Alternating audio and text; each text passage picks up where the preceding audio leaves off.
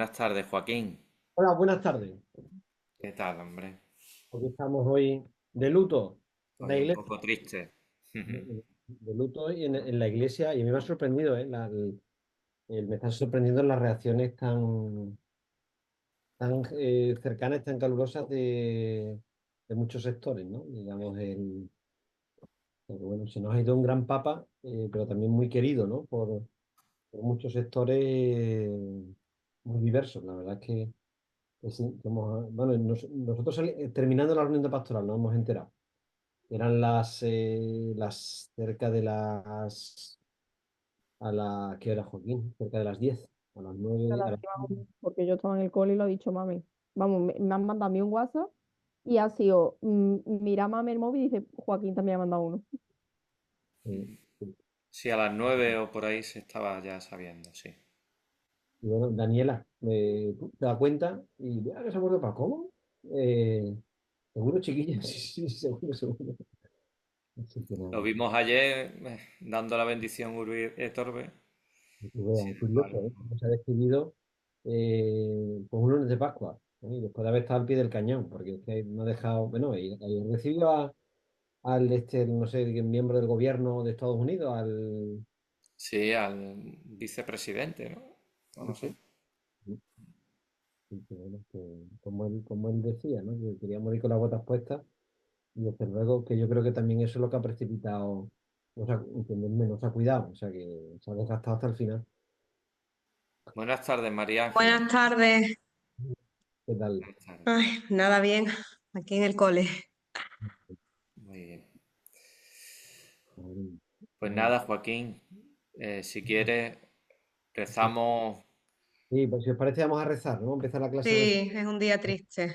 un día triste para todos, ¿eh? Y Sí, pues comenzamos en nombre del Padre, del Hijo, del Espíritu Santo, amén. encomendando las manos del Padre de la Misericordia. No sé qué tanto predicó nuestro querido Papa Francisco, ¿no? Que, bueno, pues que lo haya cogido ya, ¿no? Y especialmente en este tiempo pascual, en el que, bueno, pues la Iglesia no solamente celebra, ¿no? Sino que transmite la alegría de la resurrección, ¿no? Bueno, pues que sea esa alegría la que esté ya disfrutando nuestro Papa Francisco y que, bueno, pues pronto pueda gozar de la presencia del Padre y interceder por allí, por la Iglesia que también cuidó en este mundo. Se lo pedimos al Señor con la oración que su Hijo nos enseñó. Padre nuestro, Padre nuestro que estás en que el cielo, santificado santificado sea tu nombre. Venga a nosotros tu reino. Hágase tu voluntad en la tierra como en el cielo. sea Danos hoy nuestro pan de cada día. Perdona nuestras ofensas, o también No nosotros tienes perdonamos a los que nos ofenden. No nos dejes caer en la tentación y líbranos del mal. encomendamos también a las manos de la bendita Madre, ¿no? O sea que sabíamos que tanto amor en este mundo, pues que ese amor también sea el que le lleve a la patria del cielo. Dios te salve María, llena eres de Y gracia, me contigo, Señor bendita contigo. tú eres entre todas las mujeres, y tú eres el fruto bendito es el fruto de nuestro Jesús. Santa Santa María, María, Madre de Madre Dios, de Dios, ruega por nosotros pecadores, ahora y ahora y en la en la hora hora de de nuestra nuestra muerte. muerte. Gloria al Padre y al Hijo y al Espíritu Santo, Como como era el en el En un principio, ahora y principio, ahora y siempre, siempre, por por los los siglos de siglos los de los siglos. siglos. Amén. Señor, dale el descanso eterno. Y brille para Brille él. para Él la luz perpetua. Descanse en paz. Amén. Amén. Tu alma y las almas de todos los fieles difuntos por la misericordia de Dios, descansen en paz. Amén. Amén. En el nombre del Padre, del Hijo y del Espíritu Santo. Amén. Muy bien, pues nada, Bueno, ánimo con esta última sesión de mensaje cristiano. Todas las dudas que tengáis. El lunes pasado nosotros fielmente estábamos aquí, ¿eh? Entendemos que era un día complicado también, pero bueno, vimos entonces que era bueno pasarlo a este lunes. Hoy nos pilla la noticia del fallecimiento del Papa Francisco, pero no hemos querido ni posponer ni dejar pasar más días, puesto que ya tenéis el lunes el examen, para que, bueno, todas las dudas que hayáis tenido, espero también que hayáis podido adelantar un poco el material de este último módulo, aunque pues el profesor Joaquín pues ahora os explicará. Así que yo me, me ausento y dentro de una horilla y media por ahí volveré a aparecer por aquí. ¿De acuerdo? Gracias, Héctor. Venga, Ya te ahora. digo, gracias, Rey. El examen es el viernes, ¿verdad? Creo que sí, que Ah, vale. tenéis el Como ha dicho viernes. el lunes. Sí. Vale. El... No, no, el examen es el viernes me he confundido. El examen es el viernes, sí, como estaba previsto, de 8:30 de la mañana a 8:30 de la tarde, tenéis 40 minutos para hacer el examen, igual que la vez anterior, ¿de acuerdo? Vale, vale. Gracias. Muy bien, pues nada. Eh, ¿Puedes compartir, Joaquín? Ay, Es- perdón, sí, Estaba comprobando a ver si se podía, si te había dado para compartir. Vale, sí, yo creo que sí, sí, sí puedo compartir, Rey. Sí, ¿no? Sí, Vale, pues ya está. voy a Venga, abrir los ahora. correspondientes. Bueno, pues nada, vamos a buscar. Bueno, pues nos quedan por ver un poquito. Si tenéis alguna duda de lo que hemos visto hasta ahora, en la que os pueda ayudar, pues con mucho gusto. Si veis algo que... Yo sí quería hacer un par de preguntas, además que las tengo apuntadas para que no se me olvide nada. Pues Yo, por adelante. ejemplo, con la tarea del módulo 2 me he sentido súper insegura porque creo que encima he escogido lo de infantil e intentado hacerlo con lo máximo de imágenes que he podido y Sí. claro, lo veo como que muy escueto, ¿sabes? Que como que me falta un documento donde yo apoye cómo lo explicaría yo. Ya, ya, Entonces ya. yo a esto le mandé lo que había realizado por Canva, digo, no sé si hace un documento aparte, digo, lo voy a preguntar en la próxima clase. Yo diría que lo que os hemos pedido, ceñiros a eso y ya está. Yo no voy a tener, es decir, yo voy a evaluar en función de la tarea que os hayamos pedido, no os voy a pedir más ni menos. Yo sé lo que tú te refieres, Cebre. Una cosa es que yo te presente el documento, pero mire usted, es que otra cosa es como yo lo explicaría, ¿no? Por supuesto, ¿no? No lo dudo. Pero si la tarea que os pedimos es simplemente el documento, estate tranquila, que yo lo que vamos a evaluar eh, es simplemente, bueno, pues la realización de ese... Y además que precisamente por definición, digamos, las presentaciones no deben de contener, ¿no? La explicación, porque la explicación la da el profesor. Si yo estoy diciendo lo mismo que está puesto, pues he hecho más la presentación. Bueno, se trata en definitiva de una herramienta que utilizamos los profesores hoy en día, pues a diario, ¿no? Casi en nuestras lecciones. Y bueno, ver cómo prepararéis un recurso. Ya está, que yo vea que, bueno, pues que los conceptos generales están, con, bueno, cómo lo vais a intentar explicar, sobre qué recursos vais a apoyar y básicamente eso, que tampoco es un... Digamos que las tareas no os agobiéis, diría yo, ¿eh? Con las tareas, hombre, hacerlas bien, por supuesto, ¿no? Pero que no... Somos conscientes de que lo que pedimos tampoco es digamos, una cuestión... Es verdad que me parece que es no sé qué porcentaje, es el 30 el 40% de las tareas y el 60% el examen, ¿no? El- Sí, 30 y el 70 el examen. 70, ¿eh? O sea que bueno, las tareas en principio, entendedme, salvo que esté una cosa, con las tareas vais a tener buenas calificaciones, casi en todas. Vamos, si no tenéis el 10 no sé, todavía no le he echado un vistazo a las tareas. Todavía no me las ha pasado Héctor, pero bueno, nada más que me las pase, le echo un vistazo, las corregimos y espero que estén todas muy bien, vamos, que no, ¿vale? Vale, y yo quería preguntar también dos dudas. Como la tarea supuestamente, la fecha de entrega era hoy hasta las 2, yo por lo menos la de este módulo también la he hecho. Y te la quería preguntar ya porque me voy a tener que salir antes, que mi suegro le han hecho hoy un cataterismo y Vale, se va pues, a quedar un ratito solo y me voy a ir con él para que no se quede solo, que está un poco pachucho. Y digo, voy a preguntar las dudas al principio de la tarea, porque yo más o menos el tema de la pasión, la resurrección y la vinculación con la iglesia, más o menos sí lo llevo bien, pero me han vale, surgido dudas con la tarea, que una era, yo escogí la de la línea del tiempo. vale, Y entonces, si me ciño en lo que pone en el libro, la resurrección te dice, te habla cuando habla de la piedra, el sepulcro estaba destapado, la piedra estaba al lado, eso solamente lo pone por el Evangelio de Juan. Yo sé que hay más evangelios que lo hablan, pero si me baso en el libro, solamente está el de Juan, entonces yo he puesto solamente en el de Juan. Y después he visto que habla más, pero va diciendo, pues primero se encontró con tal, luego con... Y eso lo dicen ya sin más evangelio, pero para que no quedara tan largo, digo, Yo creo que me voy a ceñir solamente al de Juan. Yo diría, a ver, sería interesante un trabajo muy bonito, ¿no? Coger y poner en paralelo todos y cada uno de los datos porque de hecho se complementan unos a otros, ¿no? Y además uno de los datos que vamos a ver hoy, que nos dan entiéndeme, dice, bueno, es que no se ponen de acuerdo. Bueno, precisamente es que eso es lo propio de la resurrección, ¿no? Digamos, un elemento de desconcierto. Es un elemento histórico, pero que está más allá de la historia, ¿eh? Porque es verdad que se da en la historia la resurrección, sí, pero esa palabra como tal no aparece en vuestro libro, sí la he introducido yo en la diapositiva, que es la metahistoria, ¿eh? Meta más allá de la historia, ¿eh? Entonces, bueno, pues es como si cada uno de nosotros tenemos que expresar nuestra experiencia de encuentro con Dios. Bueno, pues sí, te la puedo contar porque fue en la historia, pero no voy a encontrar palabras. Es decir, la resurrección tiene una parte que va más allá de lo que podemos recoger estrictamente en una crónica, como podríamos hacer con otro tipo de acontecimientos. Por eso, bueno, uno de los elementos que nos indican que los relatos de la pasión pues, son ciertos y bueno, pues que expresan también ese desconcierto, ¿eh? Además, si tenemos en cuenta que esto lo hemos dicho ya, los textos de los evangelios no es un libro de historia. Sí tiene una base histórica, por supuesto, pero lo que tiene que, digamos, tiene es una de las preguntas que os puede caer en el test. Oye, mire usted, es que la historia es contraria al dato de los evangelios. No, por supuesto, están de acuerdo, pero no es un libro de historia, ¿eh? El evangelio. El evangelio transmite una experiencia de fe, es diferente, ¿eh?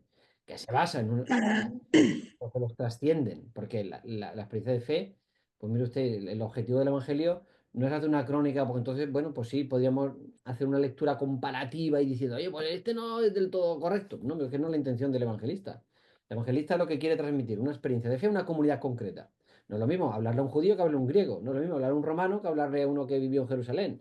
No es lo mismo hablarle a uno de lengua hebrea que conoce el hebreo y a uno que, mire usted, no sabe, por ejemplo, ¿no? Dice, bueno, la calavera que le dicen el Gólgota. Pues, claro, pues tú te lo vas traduciendo, ¿por qué? Porque el otro no tiene por qué saberlo, ¿no? Entonces, bueno, teniendo en cuenta todos esos datos, bueno, pues aún así podemos ver, ¿no? En esa línea del tiempo cómo los elementos fundamentales coinciden. Pero vamos, el mismo Lucas, la misma obra, ¿eh? En dos partes, primera el Evangelio y segundo el libro de los Hechos, en uno te dice que Jesús suba al cielo el día de la resurrección y en el otro te dice que sube a los 40 días. ¿En qué quedamos? Otro tema. Porque claro, en la misma línea del tiempo te dice, explica por qué es importante el misterio pascual. Vale. Y yo ahora me pongo y digo, venga, el misterio pascual son los hechos y ahora, vale. Y en unos lados he leído en el libro, no encuentro nada que te diga exactamente, he buscado por fuentes externas y claro, no te dice exactamente si incluye el misterio pascual hasta la resurrección o hasta la ascensión también. Eso lo vamos a ver, en vez de explicarte la duda, vamos a explicar el tema y verás cómo se está aclarando la duda. Espero. Y si después de explicar el tema te quedan dudas, porque este tema no le podemos dedicar tampoco, entendeme mucho, porque vamos a que es tarde, pero bueno, digamos, vamos a explicar todos estos elementos que nos puedan facilitar eh, pues Vale, la sí, comprensión, ¿vale? Yo creo que sí, ¿eh? Vamos a intentarlo. Voy a compartir las diapositivas, el tema quinto, lo ponemos aquí. Vale, vamos a poner esto que se vea una sola página. ¿Lo veis bien, más o menos? sí. Vale, bueno, aquí tenéis, y además, fijaos, bueno, hubiera sido el lunes pasado o esta semana, la verdad es que el tema está muy contextualizado, pues estamos en plena Semana Santa, como aquel que dice todavía, ¿no? Pero bueno, lo primero que os plantea vuestro libro, estoy yo en el tema, no, que estoy en el tema 6 hombre, que me he ido al tema 6 digo, esto no es del tema, perdonad, un momentito, que me he ido al tema 6 yo me he pasado ya de frenada. Vale, vamos a ver, vamos a dejar de compartir. Digo, esto no me suena del tema 5. A ver, sí, abro aquí, está aquí el otro. Vale, muy bien. Vamos a ver, compartir. Este sí que es el tema que tenemos que abordar, ¿vale? Visualización una página. Ahora sí, ¿vale? Bueno. Bueno, vamos a empezar por la pasión muerte y después ya vemos el tema de la resurrección, ¿vale? Y de los novísimos y del cielo. Y mira, hoy que también que estamos rezando, despidiendo al Papa Francisco, bueno, pues también todo esto nos va a ayudar a hablar qué hay después de la muerte, ¿eh? ¿Qué dice la Iglesia? Aunque aquí no penséis que vamos a resolver. Mi profesor de escatología, el escaton en griego significa el final, ¿no? La ciencia que estudia el final. No penséis que aquí vamos a tener una batería detalladísima de todo lo que ocurre. Mire usted, no, ¿eh? No lo sabemos. Hay una parte de misterio, ¿eh? Vamos a decir cuánto se nos ha sido revelado, es decir, dado a conocer, y por la fe, por la palabra de Jesús, por la escritura, por lo que sea, ¿eh? Y bueno, lo primero, Jesús, os planteo este libro. ¿Podía ser conocedor de su destino? Pues parece que era evidente que sí, ¿eh? Y él mismo, bueno, pues fue barruntando, ¿no? Y bueno, bueno, hay una serie de experiencias además que le dicen, a ver, que el que acaba jugando con fuego, ¿no? Se quema, dice el refrán, ¿no? Bueno, pues el que ha tenido, pues esos, unos debates importantes con una serie de señores que rigen los destinos, ¿no? Y que tienen la posibilidad de quitárselo de en medio, pues bueno, estaba arriesgando, ¿no? Y bueno, él tiene la experiencia cercana, dice vuestro libro, de su primo San Juan, San Juan Bautista, eh, a quien Herodes, pues, le manda a cortar la cabeza, ¿eh? Y dice, bueno, ¿por qué? Pues mire usted, porque se atrevió a denunciar una situación en la que vivía de manera regular, ¿no? Y bueno, pues esto a un poderoso, pues no, parece que no le hacía como mucha gracia, ¿no?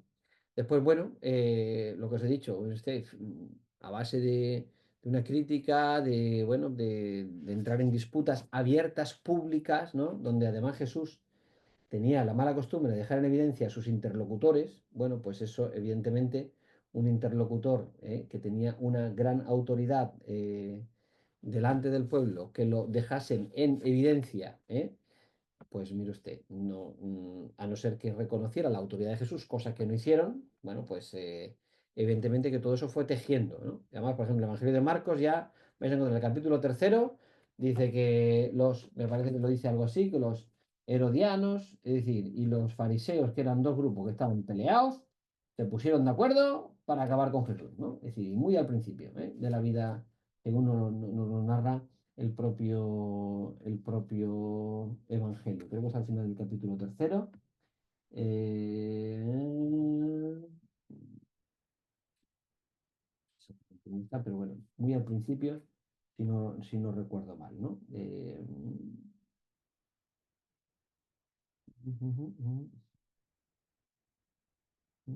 Sí.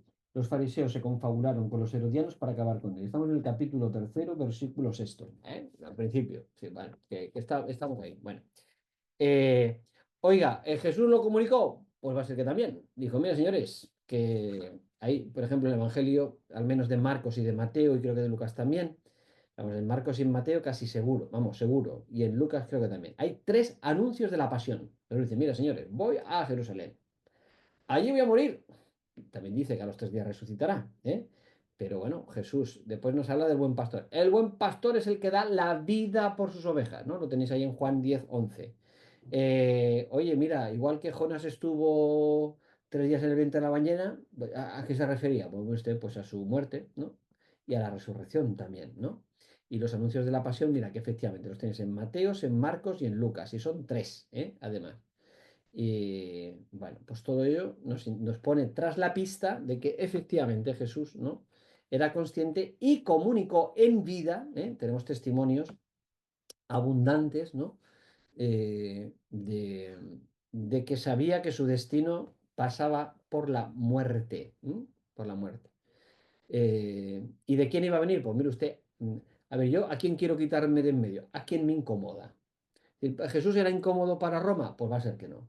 ¿Jesús era incómodo para algún tipo de político? Pues va a ser que tampoco, ¿eh? ¿A quién Jesús incomodaba? Pues a las autoridades, ¿no?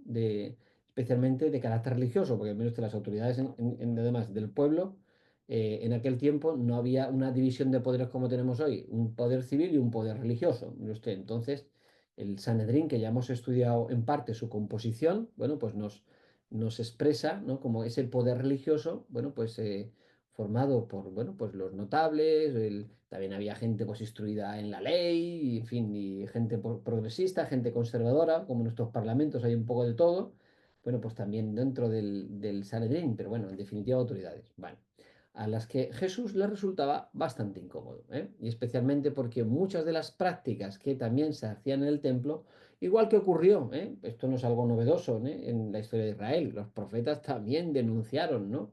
Con mucha rotundidad que mire usted que el culto que en muchos momentos el pueblo de Israel ofrecía a Dios era un culto vacío. Y Jesús, bueno, pues también se atrevió a denunciar, bueno, pues que habían convertido la casa de su padre, la casa que debía ser un lugar de oración, de encuentro con Dios, pues en una cueva de ladrones, ¿no? Y bueno, son palabras muy gruesas, ¿eh?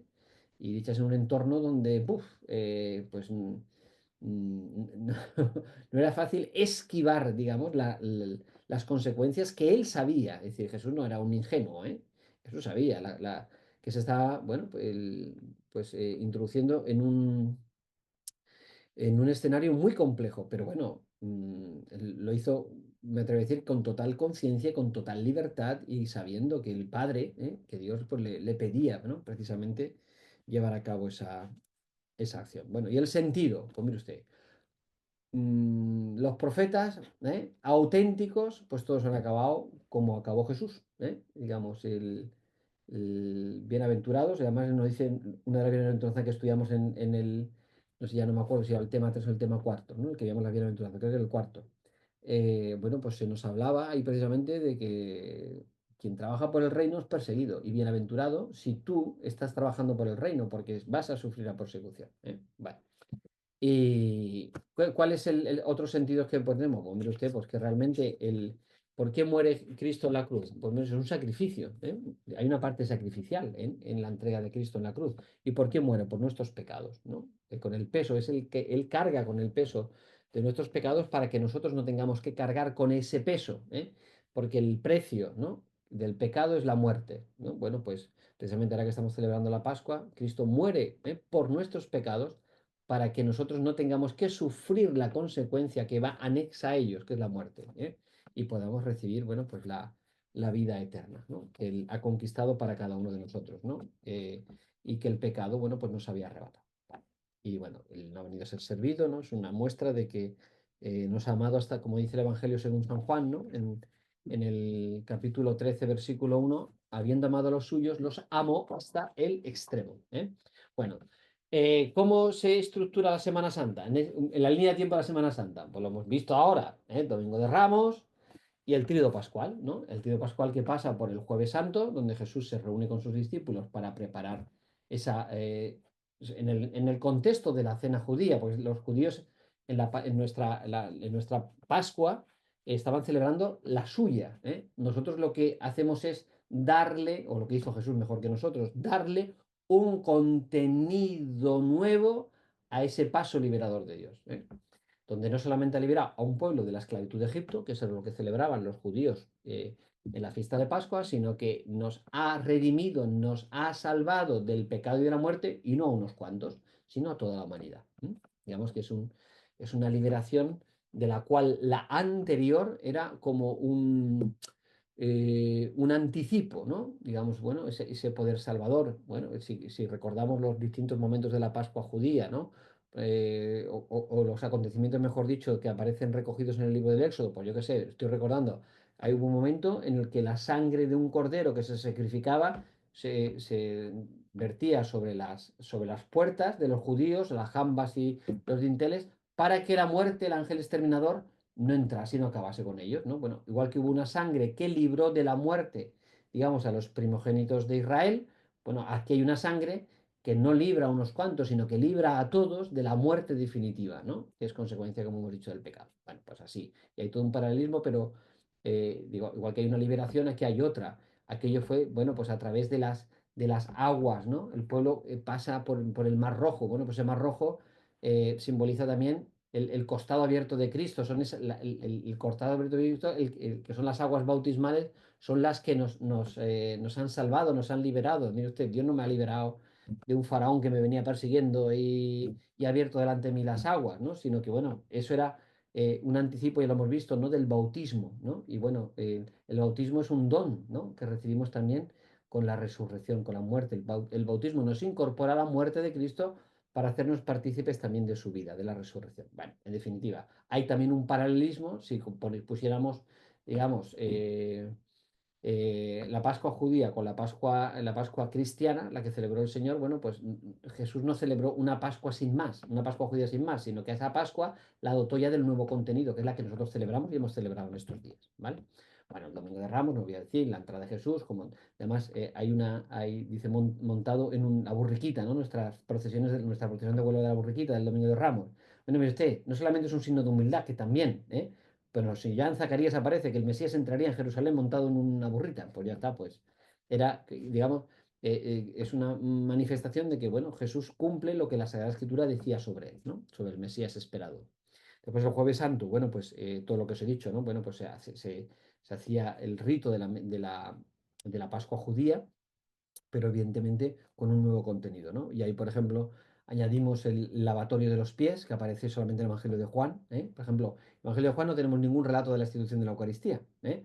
Pero es el único Evangelio en el que sabemos que Jesús no solamente en la última cena nos dejó la institución de la Eucaristía, que celebramos el Jueves Santo, sino también sabemos que un rito, ¿no? Que propio del Jueves Santo, porque Jesús lo hizo en la última cena, fue el lavatorio de los pies. Y nos dijo, oye, igual que esto lo he hecho yo, también hacedlo vosotros, igual que en la Eucaristía. Haced esto en memoria mía. Bueno, pues también nos dijo, oye, lavaros los pies, ¿no? Como yo los he lavado. Es decir, ¿qué significa? Oye, pues poneros al servicio de los unos de los otros, ¿no? Y bueno, es el momento en el que se instituye la Eucaristía y se instituye el sacramento de aquellos que celebramos la Eucaristía. Todos somos sacerdotes por el bautismo, pero solamente algunos podemos celebrar la Eucaristía y presidirla, quiero decir, ¿no? Y consagrar el pan y el vino para que, mire usted, por obra del Espíritu Santo, se conviertan en el cuerpo y en la sangre de nuestro Señor, ¿eh? Que eso se llama una palabra rarísima en la teología, que es la transubstanciación, ¿eh? Es decir, una sustancia que adquiere otra sustancia, ¿vale? Una cosa un poco extraña, pero que ese es el milagro de la Eucaristía, donde el pan deja de ser pan, ¿eh? Y se convierte en el cuerpo, y el vino, pues deja de ser vino para convertirse en la sangre de nuestro Señor, ¿no? Vale. Y después llega el momento, pues eso, de Getsemaní, del Viernes Santo, de la oración en el huerto y de todo lo que conocemos también por nuestras tradiciones y por nuestras costumbres y por lo que hemos vivido desde niños, ¿no? Bueno, pues nada, pues sabemos que Jesús se retira con tres de los mismos discípulos que se llevó, al monte donde se transfiguró, con Pedro, Santiago y Juan, ¿no? Se los lleva pues, más cerca de ellos, o que estaban todos.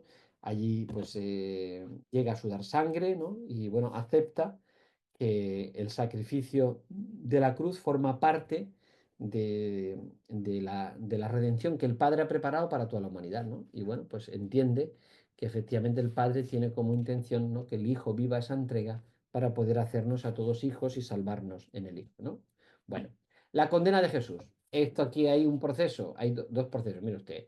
Los judíos, pues no podían matar en principio, no podían condenar a nadie a muerte, aunque bueno, sí lapidaban a gente, en fin, bueno, pero en principio un proceso condenatorio como tal, que tuviera como la pena la muerte así tal cual, bueno, pues parece que no estaban permitidos. Entonces, ¿qué hacen? Pues mire usted, yo no puedo acusar a Jesús de una cuestión religiosa. Mire usted, que este dice que es el Mesías, diría Roma, pues muy bien, pues perfecto, ¿y qué quieres que diga yo? ¿No?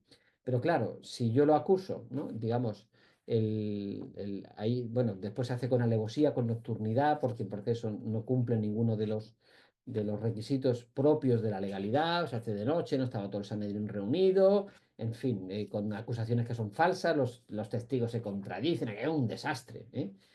Pero bueno, al final, digamos, aquello estaba sentenciado, ¿no? Antes de lo sabemos, ¿no? Antes de comenzar el juicio, ¿no? Estaban buscando la excusa para poder acusarlo, ¿no? Es lo que en eso consistió. Bueno, por la mañana se repite el proceso, pero mire usted, ya todo el pescado estaba vendido desde antes, ¿no? Porque mire usted, evidentemente es toda una gran mentira, ¿eh? Porque Jesús es el justo, ¿eh? ¿Cómo poder acusar al justo de la mínima injusticia, ¿no? Bueno, después hay elementos ahí muy interesantes, ¿no? Que hemos visto estos días. Bueno, pues el que los sumos sacerdotes, ¿no? El Caifás, que me parece que era el de ese año, pero Anás, que era suegro, no me acuerdo, del sumo sacerdote también, pariente, lo que sea. Bueno, pues todos ellos traman esa, esas componendas para acabar con Jesús, ¿no? Y bueno, lo acusan cuando le dicen, es que has dicho que es el Hijo de Dios. Pues mire usted, pues ya tenéis, ¿no? Y es una blasfemia que según nuestras costumbres, nuestra religión y tal y cual, pues tiene el que se hace semejante a Dios y tal y cual, bueno, pues tiene como resultado la muerte, ¿no? Condena a muerte. Vale. ¿Qué pasa? Que para poder acusarlo a nivel civil, bueno, pues no le puede decir que es el Mesías, o se ha dicho que es el Hijo de Dios, ¿no? Sino que se ha proclamado rey, ¿no? Y es el rey de los judíos y por tanto está en contra de la autoridad, digamos, eh, legítimamente instituida, vamos, legítimamente que era una autoridad opresora como era la romana, ¿eh? Una autoridad, bueno, pues que había invadido un territorio y que, bueno, pues dominaba sobre el mismo, bueno, pues como cualquier imperio conquistador, ¿no? Como era el romano. Y bueno, pues lo llevan a Pilatos. Pilatos además lo lleva a Herodes. Hay un momento ahí, y dice, bueno, ¿y Herodes por qué? Fijaos, este Herodes no es el mismo del nacimiento, es el hijo de Herodes el Grande, este es Herodes Antipas. eh, que era tetrarca significa, porque cuando muere el padre se divide sus dominios en tres, ¿no? Y bueno, se queda con una tercera parte. Y bueno, dice que con motivo de la fiesta de Pascua, pues parece que Herodes, que tenía la jurisdicción en el norte, en la zona de Galilea, donde Jesús era, bueno, pues se lo presenta. Como sabéis por los textos del Evangelio, Jesús no abrió la boca, ¿no?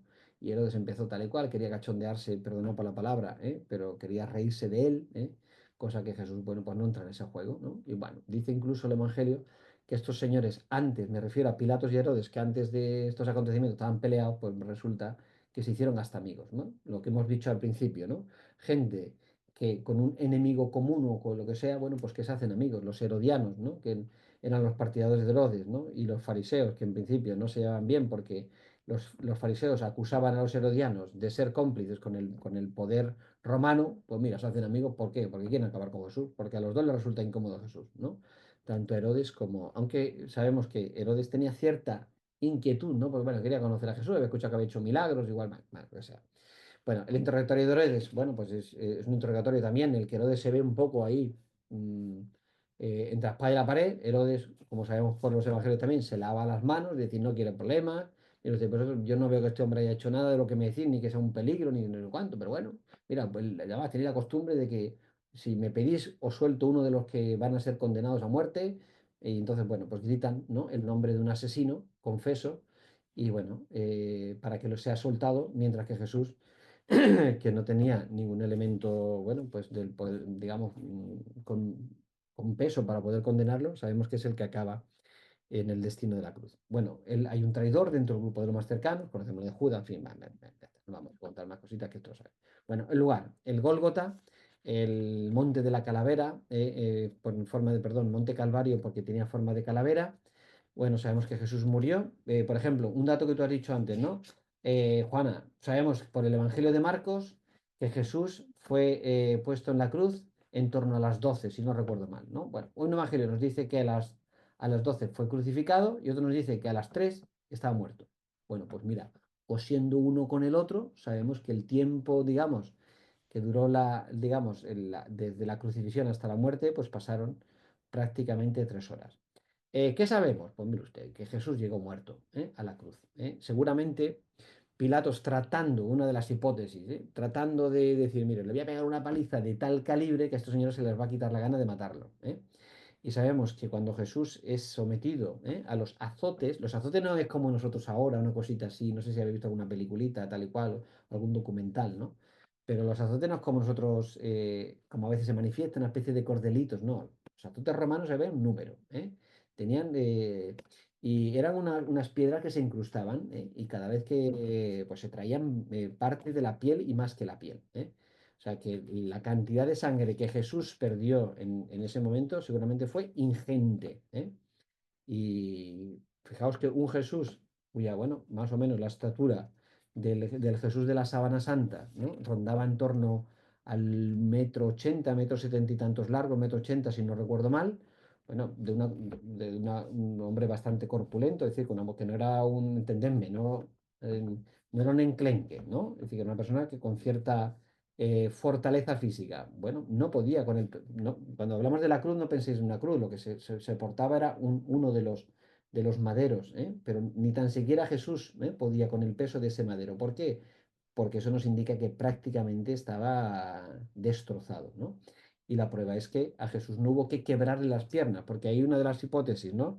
Que hoy se baraja como más cierta, es que, bueno, perdón, ahí vuestro libro dice desde las 9 de la mañana. Bueno, no sé, yo me pierdo, ¿eh? Ya las horas y los precisos, yo ahí también dudo, ¿eh, Juana? si fue, ahí tendríamos que consultar alguna fuente, la otra, yo ahora mismo no lo tengo en mi mente la complexión de todos los datos de los evangelios pero bueno, sí sabemos que a las 3 de la tarde, a la hora de nona, es cuando Jesús falleció. Y os decía que cómo se muere en la cruz. Pues mire usted, primero, sabemos que no solamente no se sostenía con los clavos, sabemos también que necesitamos de cuerda y sabemos que la persona moría por asfixia, es decir, por agotamiento, ¿no? Digamos, ya al mantenerte con la postura erguida, cuando tú te vencías ya por el agotamiento propio del cuerpo, digamos, se producía el cierre de la tráquea, ¿eh? Y digamos, ese cierre es el que producía, digamos, y la condena, o el motivo, el tuvo hacer igual, bueno la versión en tiempos del imperio, tal, en fin, lo que hemos dicho, ¿no? La asfixia, bueno, las 7 palabras, el significado cristiano, pues mira, ¿por qué? Por nuestra salvación muere Cristo en la cruz, ¿no? Porque borra nuestros pecados, ¿eh?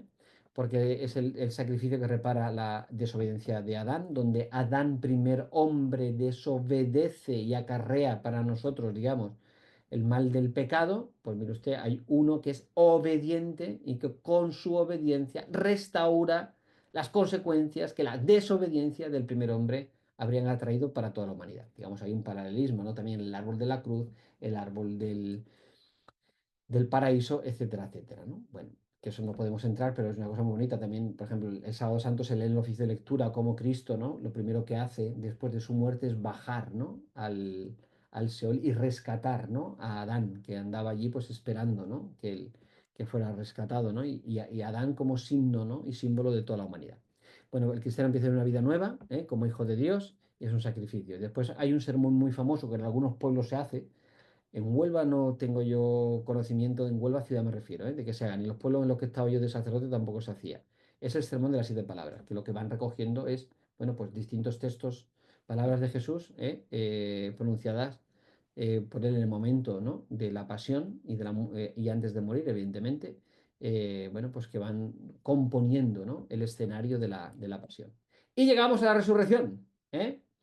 Y bueno, lo primero que tenemos que tener en cuenta, ¿qué es resucitar? Pues mire usted, resucitar no es volver a la vida, a esta vida me refiero, porque esta vida tiene fin, ¿eh? ¿Es verdad que hay relatos de resurrección en el Evangelio? Sí, claro, pero no pensemos que la resurrección, yo qué sé, de Lázaro, o la resurrección de la hija de Jairo, o la resurrección de que le fuera, del hijo de la viuda de Naín, son la resurrección del Señor. Nos hablan, aunque utilicemos la misma palabra, no nos estamos refiriendo a un mismo acontecimiento, ¿eh? ¿Por qué? Porque la resurrección significa que ya no muere más. O sea que ya, si yo estaba muerto y yo qué sé, voy a decir una tontería, ¿no? Cerebralmente estaba muerto, me hacen un electroshock de estos, lo que sea, aquí, y mi corazón vuelve a latir, yo tenía mi encefalograma, lo que sea, estaba ya muerto, pero mire usted, pues bueno, vuelvo a la vida, pero me volveré a morir, evidentemente, ¿no? Pero la resurrección es digamos, un estado de mi existencia en el que la muerte ya no forma parte, ¿no? Digamos, de la misma, ¿eh? Pues es, por tanto, vivir de un modo definitivo. ¿Quién ha resucitado hasta ahora? Y esta es otra cosa. Hasta ahora solamente que sepamos han resucitado 2 personas. Y uno es Jesús y otro, por un privilegio, es el último del dogma mariano, la Virgen María. El resto, nadie ha resucitado. Dice entonces, ¿cuándo es la resurrección? Al final de los tiempos. ¿Eh? Quiere decir, lo veremos ahora en la parte final cuando hablemos de los novísimos, que es lo que pasa, ¿vale? Pero de momento que sepáis simplemente, ¿no? Que son esas 2 personas las que gozan ya, ¿no? Jesús, porque mire usted es el Hijo de Dios, que ya está a la derecha. Y que sí, bueno, ahora os diré también algunas cosas de la ascensión y en duda a lo que decíamos al principio de la clase. Bueno, es un elemento central. Y mire usted, es que si yo quito este pilar de mi fe, pues mire usted, se cae todo el edificio. Igual que decíamos con la encarnación, si Jesús nos ha encarnado, lo veremos ahora en el último tema, con las distintas herejías, pues mire usted. Es que esto no es un matiz, no, mire usted, que si usted quita la resurrección, se ha cargado la fe cristiana. Bueno, pues ya Jesús nos habla, ¿no? Durante su vida. Es que algunos de los milagros, lo acabamos de decir, es que hablaban ya de esa resurrección, ¿vale? Jesús lo anunció, igual que anunció la pasión, anunció la resurrección. Eh, Hay signos que afirman que la muerte de Jesús fue auténtica. Dice, mire usted, fue un hecho público, lo que os decía, para acabar de corroborar, mejor dicho, perdón, para que murieran pronto, porque era la fiesta ya de la Pascua y estaba llegando ya el viernes por la tarde, igual que nosotros celebramos el domingo, la víspera ya del domingo, el sábado por la tarde, pues los judíos celebraban el sabbat ya la víspera, ¿no? En la tarde del viernes. Entonces, como era un día consagrado a Dios y además era la Pascua, pues mire usted, después para recoger esos muertos, los judíos sabéis que en el sabbat no pueden hacer nada, ¿eh? No pueden casi ni apretar el botón. Esto es literal, ¿eh? Si vais a un hotel en Israel, veréis que el sabbat, el sábado, el ascensor va parándose en todas y cada una de las plantas. Y si tú estás en el cuarto y quieres bajar al rellano, pues tienes que esperar que baje el tercero, que baje el segundo, que baje el primero y que baje al bajo y así se lleva todo el día el ascensor. ¿Por qué? Porque no pueden pulsar el botón. Bueno, a nosotros nos riñeron, una de las veces que yo estaba en Israel, íbamos tocando la guitarra, nos dijeron, che, es Sabbat, no se puede tocar ningún instrumento, así que por favor, por respeto a nuestras tradiciones, bueno, ¿qué quiero decir con esto? Que, bueno, para evitar todo eso, pues procuraron que los tres, me refiero a Jesús, más los otros dos que sabemos que fueron crucificados con él, estuvieran muertos para poder retirarlos de la cruz. Cuando llegaron a Jesús, estaba muerto, porque a nosotros se les mandó quebrar las piernas para favorecer ese proceso de la asfixia. Me quiebro las piernas, no me puedo mantener erguido, evidentemente que me asfixio automáticamente, ¿no? Bueno, pues fue sepultado bueno, sabemos que había ahí un sepulcro nuevo, que había excavado una piedra, tenemos un montón de datos que nos hablan, ¿no? Y sobre todo sabemos que Jesús estuvo 3 días. Mire usted, es como decir, mira, es que parecía que estaba muerto, pero no, mire usted, después de 3 días, pues ya sabemos que certificamos que el proceso de la muerte fue tal cual, ¿no? Ahí os hablo de la metahistoria, que es un concepto que no aparece en vuestro libro, creo que recordar, lo busqué y no aparecía. Pero bueno, es un hecho histórico que trasciende la historia. O sea, cuando hablamos de metahistoria, nos referimos a eso, que está más allá de la historia, pero entra dentro de la historia, ¿eh? Eh, bueno, nadie fue testigo, pero sí hay datos mire usted, no estaba el cuerpo, el sepulcro estaba vacío, ¿no? Y hay una serie de apariciones del propio Jesús y de los ángeles que nos atestiguan de que efectivamente estaba vivo, ¿eh? Vale, y después, bueno, ahí lo leemos en el Evangelio del día de hoy, ¿no? Ya, bueno, le decía yo esta mañana que había un grupo de chavales en misa, decía, bueno, lo de la fake news ya es muy antiguo, ¿no? Porque ya cuando se enteraron de que Jesús no estaba en el sepulcro, y dice, bueno, esto lo han robado sus discípulos, tal y cual, y lo haremos creer así, porque, en fin, para que después vayan diciendo, ¿no? De que ha resucitado, ¿no? Bueno, pues es digamos, la versión fake, ¿no? En la que, bueno, pues se monta una mentira, ¿no? Para tratar de combatir, pues, la verdad de resurrección. Oye, ¿los discípulos hubieran querido robar el cuerpo? No, mire usted, si fueron a buscarlo, las mujeres fueron a buscarlo, lo que se extrañaron es que no estuviera allí. Es decir, que los discípulos pues, habían escuchado el anuncio de la resurrección, pero ellos estaban en otra cosa. Mire usted, habían matado a su señor, a su maestro, a su fin, bueno, pues con lo cual parece que en medio de esa confusión, ¿no? No había una trama bien trazada, ¿no? Que hubiera podido. Y además, mire usted, yo como dice ahí Pascal, ¿no? Que es un filósofo del siglo XVII, un filósofo francés, ¿no? Y dice, mire usted, nadie da la vida por una mentira, ¿no? Si los primeros cristianos dieron la vida es por algo que considerarán digno de tal honor, ¿no? Bueno.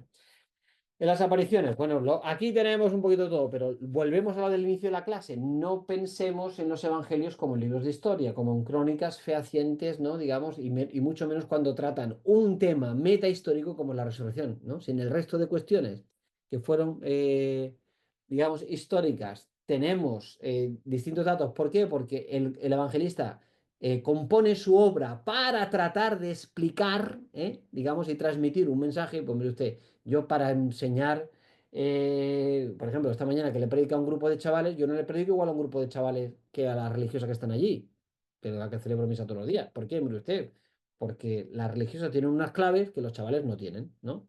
Entonces yo a los chavales tengo que explicar qué era el cirio pascual. A las religiosas no voy a explicar qué es el cirio pascual, no voy a decir, mire usted, hasta ahí llegamos, ¿no? Y mucho más, ¿no? Evidentemente. Quiero decir, bueno, es que la manera de exponer, ¿no? Vosotros que vais a María Ángeles, que ella es profesora, y Juana, que desea serlo, ¿no? Oye, pues evidentemente sabemos que nos tenemos que adaptar a nuestro interlocutor. Bueno, pues ese es, digamos, el objetivo del- de los evangelistas, ¿no? Bueno, pues en este caso igual, construye los relatos de las apariciones, digamos, pues teniendo en cuenta pues ese contexto y esa articulación de carácter teológico. No es lo mismo Juan, que ya es un teólogo y que está analizando, pues bueno, pues establece un diálogo entre Jesús y María Magdalena. Pues claro, pero eso es Juan, ¿no? ¿Por qué? Porque mire usted, pues nos está haciendo ya una reflexión, teológica sobre el propio hecho de la resurrección y cómo debe ser vivida y cómo ha de ser asumida. Claro, eso, por ejemplo, no aparece en los demás evangelios, donde simplemente hay un Jesús que se aparece y le dice, id a Galilea, como hemos visto en el evangelio de hoy de Mateo, y poco más, ¿no? Decir a los discípulos que vayan a Galilea y no sé qué, ¿vale? Bueno, después sabemos que hay un montón de relatos. Bueno, fijáis que ahí que está desgranado en la diapositiva María. María, nos referimos a la Virgen, evidentemente, ¿no? Ningún texto, ni del Evangelio, ni hechos, ni cartas, ni nada, nos habla de que su hijo se apareciera a María, ¿eh? Pero, bueno, la tradición, en este sentido, afirma que la primera persona a la que se apareció Jesús fue su madre, ¿eh? Y bueno, su madre no fue a buscarlo al sepulcro, ¿eh? Quizás también como signo de la fe que tenía, que la palabra de su hijo se cumpliría, ¿no? Y que sabía que resucitaría, ¿no? Y por eso no va triste, ni va, ¿no?, a embalsamar como el resto de mujeres, ¿no?, a el cuerpo de Jesús, ¿no? Que no dio tiempo, ¿no? Porque como era el viernes por la tarde ya, principio del sabbat, espérate, lo metemos en la tumba, los varones, sabemos, José de Arimatea y Nicodemo, ahí lo metieron como pudieron con los aromas, y ya las mujeres fueron a acabar, ¿no?, con el rito, ¿no?, propio de la, de la sepultura, ¿eh? Bueno, pues nada. Después, lo que os decía, la diversidad de orden de apariciones, bueno, pues detalles que no concuerdan los evangelios, se explica por la diversa intención de los textos, ¿eh? Por la confusión normal en la que todos estarían en aquellos momentos, días extraordinarios, ¿no? Y además la prueba de que, bueno, mire usted, no concuerden, pues es la prueba de que no sé qué he intentado inventar. Si yo quiero inventar algo, cuidado, todo el mundo diga lo que yo esto, porque de esta manera, para que no nos coja la mentira, porque no esté. Pero si no tengo, si tengo interés de expresar fielmente lo que ha ocurrido, pues mire usted, yo no miento. Yo te digo lo que me ha pasado y lo digo en el contexto de la obra, ¿no? Y, bueno, pues ese es el dato, digamos, es una de las razones por las que podemos esgrimir que el dato es auténtico de los evangelios, ¿no? Aunque no concuerden. Vale, y ahora, ¿qué tenemos? Cuidado. La resurrección implica tres cosas. Tres. ¿Eh? Primera, que Jesús vuelva a la vida para no morir más, que Jesús sube al cielo, ascensión, y que Jesús nos envía el don del Espíritu Santo. ¿Mm? Dice Joaquín, ¿eso es el tiempo pascual? Digo, claro, efectivamente, son 50 días, ¿eh? ¿Por qué? Porque 50 días es penta, penta en griego significa 50, pues 50 días después de la Pascua, Jesús envía, según nos dice el Evangelio de Lucas, el don del Espíritu Santo, ¿no? Pero si vamos al Evangelio de Juan y leemos que Jesús cuando murió exhaló su espíritu, entregó su espíritu, algunos ven ahí ya el don de Jesús, del Espíritu Santo. ¿Cuándo? Por el momento de la muerte, es decir, la muerte igual. No podemos entender la resurrección, lo predicaba yo ayer, no podemos entender la resurrección sin la muerte, ¿eh? Sin la pasión y la muerte. Forman parte de un mismo misterio, ¿eh? Para que haya resurrección tiene que haber muerte, mire usted, ¿eh? Y no cualquier tipo de muerte, sino la muerte como Jesús la vivió, ¿eh? Digamos, entregándose, amando hasta el final, ¿no? Quien ama hasta entregar su vida, ese es el que la recupera, ya lo dijo Jesús. Tú quieres ganar tu vida, la pierdes. Si la pierdes por mí, la recuperas, ¿eh? Nos está hablando, por tanto, que la resurrección es el premio, digamos, de quien entrega la vida, de quien la ofrece, ¿no? Por completo, ¿eh? Con lo cual, la resurrección no es que me ha tocado la lotería. Mire usted, hombre, a Jesús le tocó la lotería. No, mire usted, es consecuencia de una vida de fidelidad, ¿no? A la voluntad del Padre, ¿no? Que ha cargado con nuestros pecados y por eso el Padre lo resucita, ¿eh? Por eso el Padre se acuerda de él, ¿eh? Bueno, pues en el la resurrección tienes ahí en el punto 6 ascensión, y a continuación, bueno, pues y bueno, y el envío del Espíritu, ¿no? Pentecostés arriba del todo, ¿eh? ¿Cuándo? ¿Cuándo Jesús asciende al cielo? Pues ya lo hemos dicho al principio. A ver si nos aclaramos. Dice, bueno, es que el mismo autor te dice una cosa y otra. Mire usted, porque digamos, el 40 también es un tiempo. ¿Por qué Jesús, digamos, durante 40 días se aparece a los discípulos? Porque es un tiempo que, según la tradición, se considera, a ver, vosotros para obtener la beca tenéis que acumular 24 créditos, ¿no? Y si no acumuláis esos 24 créditos de 4 asignaturas, no tenéis la beca. Bueno, pues en aquel tiempo, para que una enseñanza, digamos, cumpliera con los requisitos de ser tal, tomada como tal, pues tenía que ser 40 días. Bueno, pues ya está. Pues Jesús, ¿qué dice? Durante 40 días se aparece, les enseña, es una manera de decir que, digamos, la resurrección es cierta, ¿eh? Pero es que otra manera de decir, oye, no entendáis la resurrección separada de la ascensión, que es una misma cosa. Jesús, ¿qué hace cuando resucita? Vuelve a recuperar la gloria que tenía desde el principio. ¿Y eso cómo se representa? Que está a la derecha del Padre. Ah, pues muy bien. ¿Y eso qué es para nosotros? El misterio de la ascensión. Pero eso es la resurrección, ¿no? Dice, claro. Oye, pero esos 40 y después. Pues sí, bueno, es que Lucas nos dice, sí, porque lo de la resurrección es un periodo, ¿entendéis? No quiero liaros, y voy un poco rápido, pero es decir, hemos de asumir que, digamos, te puedo explicar lo que es la resurrección de una manera o te la puedo explicar de otra, pero te estoy diciendo de las dos maneras que es cierto en qué consiste, cada explicación tiene un matiz que aporta un elemento, ¿no? Que complementa, bueno, pues eso es lo que tenemos, o sea, igual que el envío del Espíritu, mire usted, ¿pero qué es la resurrección? Bueno, mire usted, la resurrección significa el don del Espíritu Santo. Ah, pero eso fue 50 días después, pues mire usted, pues venga, Lucas nos lo sitúa en el día de Pentecostés 50 días después, ¿no? Pero sabemos que el fruto de la resurrección es el envío del Espíritu, ¿eh? Por eso, bueno, aunque nosotros celebramos durante 50 días, digamos, el misterio pascual forma una unidad, y además no solamente forma una unidad con la Pascua, sino con el tríodo pascual, con la pasión, muerte y resurrección, que forman toda una unidad, ¿no? Es verdad que nosotros lo separamos en el tiempo y lo celebramos en distintos momentos, sí, perfecto, pero eso no nos puede hacer perder de vista que estamos ante un único acontecimiento que engloba todo esto, ¿eh? Entonces aquí, bueno, pues mire usted, lo temporal nos ayuda o nos despista según cómo lo miremos, ¿no? Entonces, por eso, resurrección, ascensión y envío del Espíritu es una sola cosa, ¿vale? Si tú lo tienes que situar en una línea de tiempo y lo sitúas, la resurrección a los 40 días, la ascensión y a los 50 Pentecostés, fantástico. Está bien explicado, ¿vale? Pero si lo situáramos todo en el mismo día de la resurrección, también estaría bien explicado. No sé si ahora me... Juana, ¿te ha aclarado o no te ha aclarado? Sí, sí, sí. Entendedme, esto es la primera vez que se escucha, es un poco lío. Y me imagino que a vosotros está pasando, que es la primera vez que escucháis explicar estas cosas, ¿vale? ¿Vale? Yo lo único que pretendo no es liaros más, sino es hacer un poco de luz para entender mejor, sobre todo, la casación entre lo que dicen los textos bíblicos y, digamos, lo que dice, digamos, la Iglesia sobre este misterio que estamos celebrando, ¿vale? Lo que nos enseña la Iglesia sobre qué es la resurrección, ¿vale? Para que no pensamos, entonces Jesús, ¿qué es la ascensión? Ah, se fue otra vez al cielo. Bueno, sí. Y aquí es un elemento clave, que fijaos, el que baja no es el mismo que el que sube. Entendedme lo que quiero decir, La encarnación es que las dos naturalezas se unen. ¿eh? Antes de la encarnación, el Hijo de Dios existía, claro que existía, desde toda la eternidad. Es la segunda persona de la Santísima Trinidad. Desde siempre. Y ha tenido la gloria de Dios desde siempre, porque es Dios.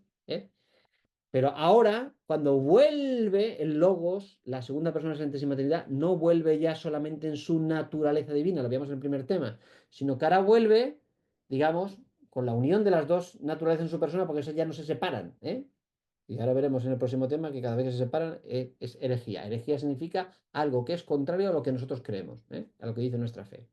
Vale. ¿Quién está ahora? ¿Qué significa que Jesús haya ascendido? Que nuestra naturaleza humana ha sido revestida de gloria, de esa gloria que le es propia a Dios. Con lo cual, claro, dice San Pablo muy bien, nosotros hemos sido incorporados a un cuerpo, al cuerpo de Cristo. Ese cuerpo ya es un cuerpo glorioso. Y nuestra cabeza, que es Cristo, ya participa de la gloria. ¿Qué espera el cuerpo? Pues igual que se ha colado la cabeza, lo esperamos colar nosotros, ¿no? Entonces, no es que el cuerpo de Cristo goce ya, digamos, de esa naturaleza de gloria, que esa es la resurrección, ¿no? Sino que nosotros esperamos también, a nuestro debido tiempo, participar de esa misma naturaleza. Es decir, que nuestra naturaleza humana sea revestida de gloria, es decir, para que no muera. Porque si mi naturaleza humana no es revestida de algún elemento divino, yo voy a volver a morir. O sea, o mejor dicho, mi muerte es definitiva, ¿no? Solamente por la gracia de Dios, digamos, permite que yo pueda participar también de esa gloria, ¿no? Vale. Aunque ahora veremos que también puede existir un escenario en el que sí vivo eternamente, pero no en la gloria, sino más bien en la pena. Bueno, pero ahora hablaremos de eso cuando hablemos de los novísimos, ¿vale? Y ya estamos aquí, ¿vale? Ahí tenéis en el final de este tema. Bueno, dudas, sobre la Semana Santa, más o menos. Y ahora, fijaos, hoy que despedimos a nuestro querido Papa, bueno, pues vamos a comentar los destinos que nos aguardan a todos tras la muerte, ¿vale? Ahí tenéis una tabla del Bosco, ¿vale? La que tenéis en el centro, ¿no? Parece un ojo, ¿no? Con la pupila, ¿no? Así, no sé si lo veis, ¿no? Que nos está mirando, ¿no? Es el ojo de Dios, ¿no? ¿Y qué ve? Bueno, pues ve lo bueno y lo no tan bueno, ¿eh? Bueno, ahí tenéis representado pues, el esquema de los 7 pecados capitales, ¿vale? Estaría, digamos, en la circunferencia central, ¿no? En la parte de, digamos, del globo ocular, o no sé cómo se dice, en fin, no, la pupila no, lo otro, ¿no? ¿Cómo se llama? El iris, lo que sea, ¿no? Digamos, ahí, pues tenemos ahí, lo tenéis ahí ordenado, ¿no? Lo pone ahí, dice situando al final de abajo, la humanidad, los 7 pecados, todos ellos, el anillo rodea la pupila pintado al fino rayo dorado, a continuación el anillo exterior dividido 7 de tamaño diferente, pintó, representó los 7 pecados capitales, todos de arriba abajo, siguiendo las gula, pereza, lujuria, soberbia, ira, envidia y avaricia, ¿no? Los 7 pecados capitales. Los que somos ya un poquito más mayores. Hay una película de nuestra juventud muy buena sobre los 7 pecados capitales que os recomiendo, que es Seven, si no la habéis visto. María Ángeles, me imagino que sí la habrá visto, ¿no? Seven, de Brad Pitt, ¿no? Juana, que es muy joven, no sabrá ni de lo que le estamos hablando, ¿eh? Pero ¿a que a ti no te suena, Juana? Seven, la película de Seven de Brad Pitt no te suena, Estoy ¿no? apuntando. Vale, perfecto. Una película de los años finales de los 90 puede ser, más o menos. Y para mí me parece que es un peliculón, ¿eh? Para mí, pero bueno, es dura, es una película dura, pero me parece que hace un tratamiento de los pecados capitales brutal, brutal. Eh, bueno, y después tenéis ahí los otros circulitos, pues tenemos. Lo primero que acontece es que me gusta la muerte. Después, ¿qué hay? El juicio. Fijaos que ahora los cardenales se van a reunir en la Capilla Sistina, lo tenéis aquí, ¿eh? El fresco que es impresionante. No sé si habéis tenido la oportunidad de estar por Roma, ¿eh? Y de haber estado en la Capilla Sistina. No sé si María Ángela, ¿no has tenido la oportunidad? Bueno, pues ahora no podemos hacerlo. ¿Por Lo qué? tengo pendiente, es una asignatura que tengo yo pendiente ahí. No dejéis de hacerlo si podéis, ¿eh? Es verdad Sí, que ahora va a estar clausurado por el cónclave, pero bueno, pero ya bueno, nada, pero eso es algo, bueno, ahora inminente, pero yo tengo pendiente ir a Roma, la verdad. Tengo muchísimas ganas, pero bueno, nunca ha surgido la oportunidad por el tema económico, en fin. Pero si Dios quiere, lo haré, lo haré. este año no es un buen año porque como el tema del jubileo está El todo, jubileo, sí. se les ha ido la pinza a los italianos, ¿eh? De hecho, fíjate, yo tenía previsto haber ido con la Hermandad de Migrantes de Huelva, que fue prácticamente la última vez que el Papa lo recibió. Sí, Estaba todavía bien, antes de incluso ingresarse.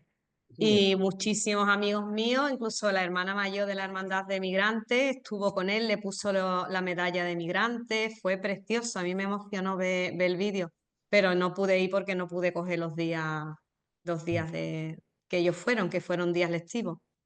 Sí, Y ha sido una experiencia fantástica. Además, ha sido, creo que, bueno, que fueron los últimos casi que recibió antes totalmente. de estar enfermo, vamos, de ingresarlo. Sí, señora. Sí. Estuvo Jaime y, vamos, de cura fue Sí, Jaime y Ignacio. sí. La verdad que tenían Con nada. Jaime tengo mucho contacto porque yo frecuento mucho la hermandad y canto en el coro antiguo de migrantes, entonces casi todas las misas que hace Jaime, de hecho, ahora tenemos el triduo en la Merced y el triduo que el día que lo hace Jaime canto yo con el coro. Y la verdad que fue una experiencia, vamos, yo vi los vídeos y se me pusieron los pelos de punta cuando vi al Papa con la medalla, bueno, bueno, fue algo. Y además con un cariño que los trató y fue algo magnífico, vamos, una experiencia que se han llevado. Totalmente. Eso ya para toda la vida. Sí. Pues yo me he quedado con la pena, pero bueno, que No, volveré.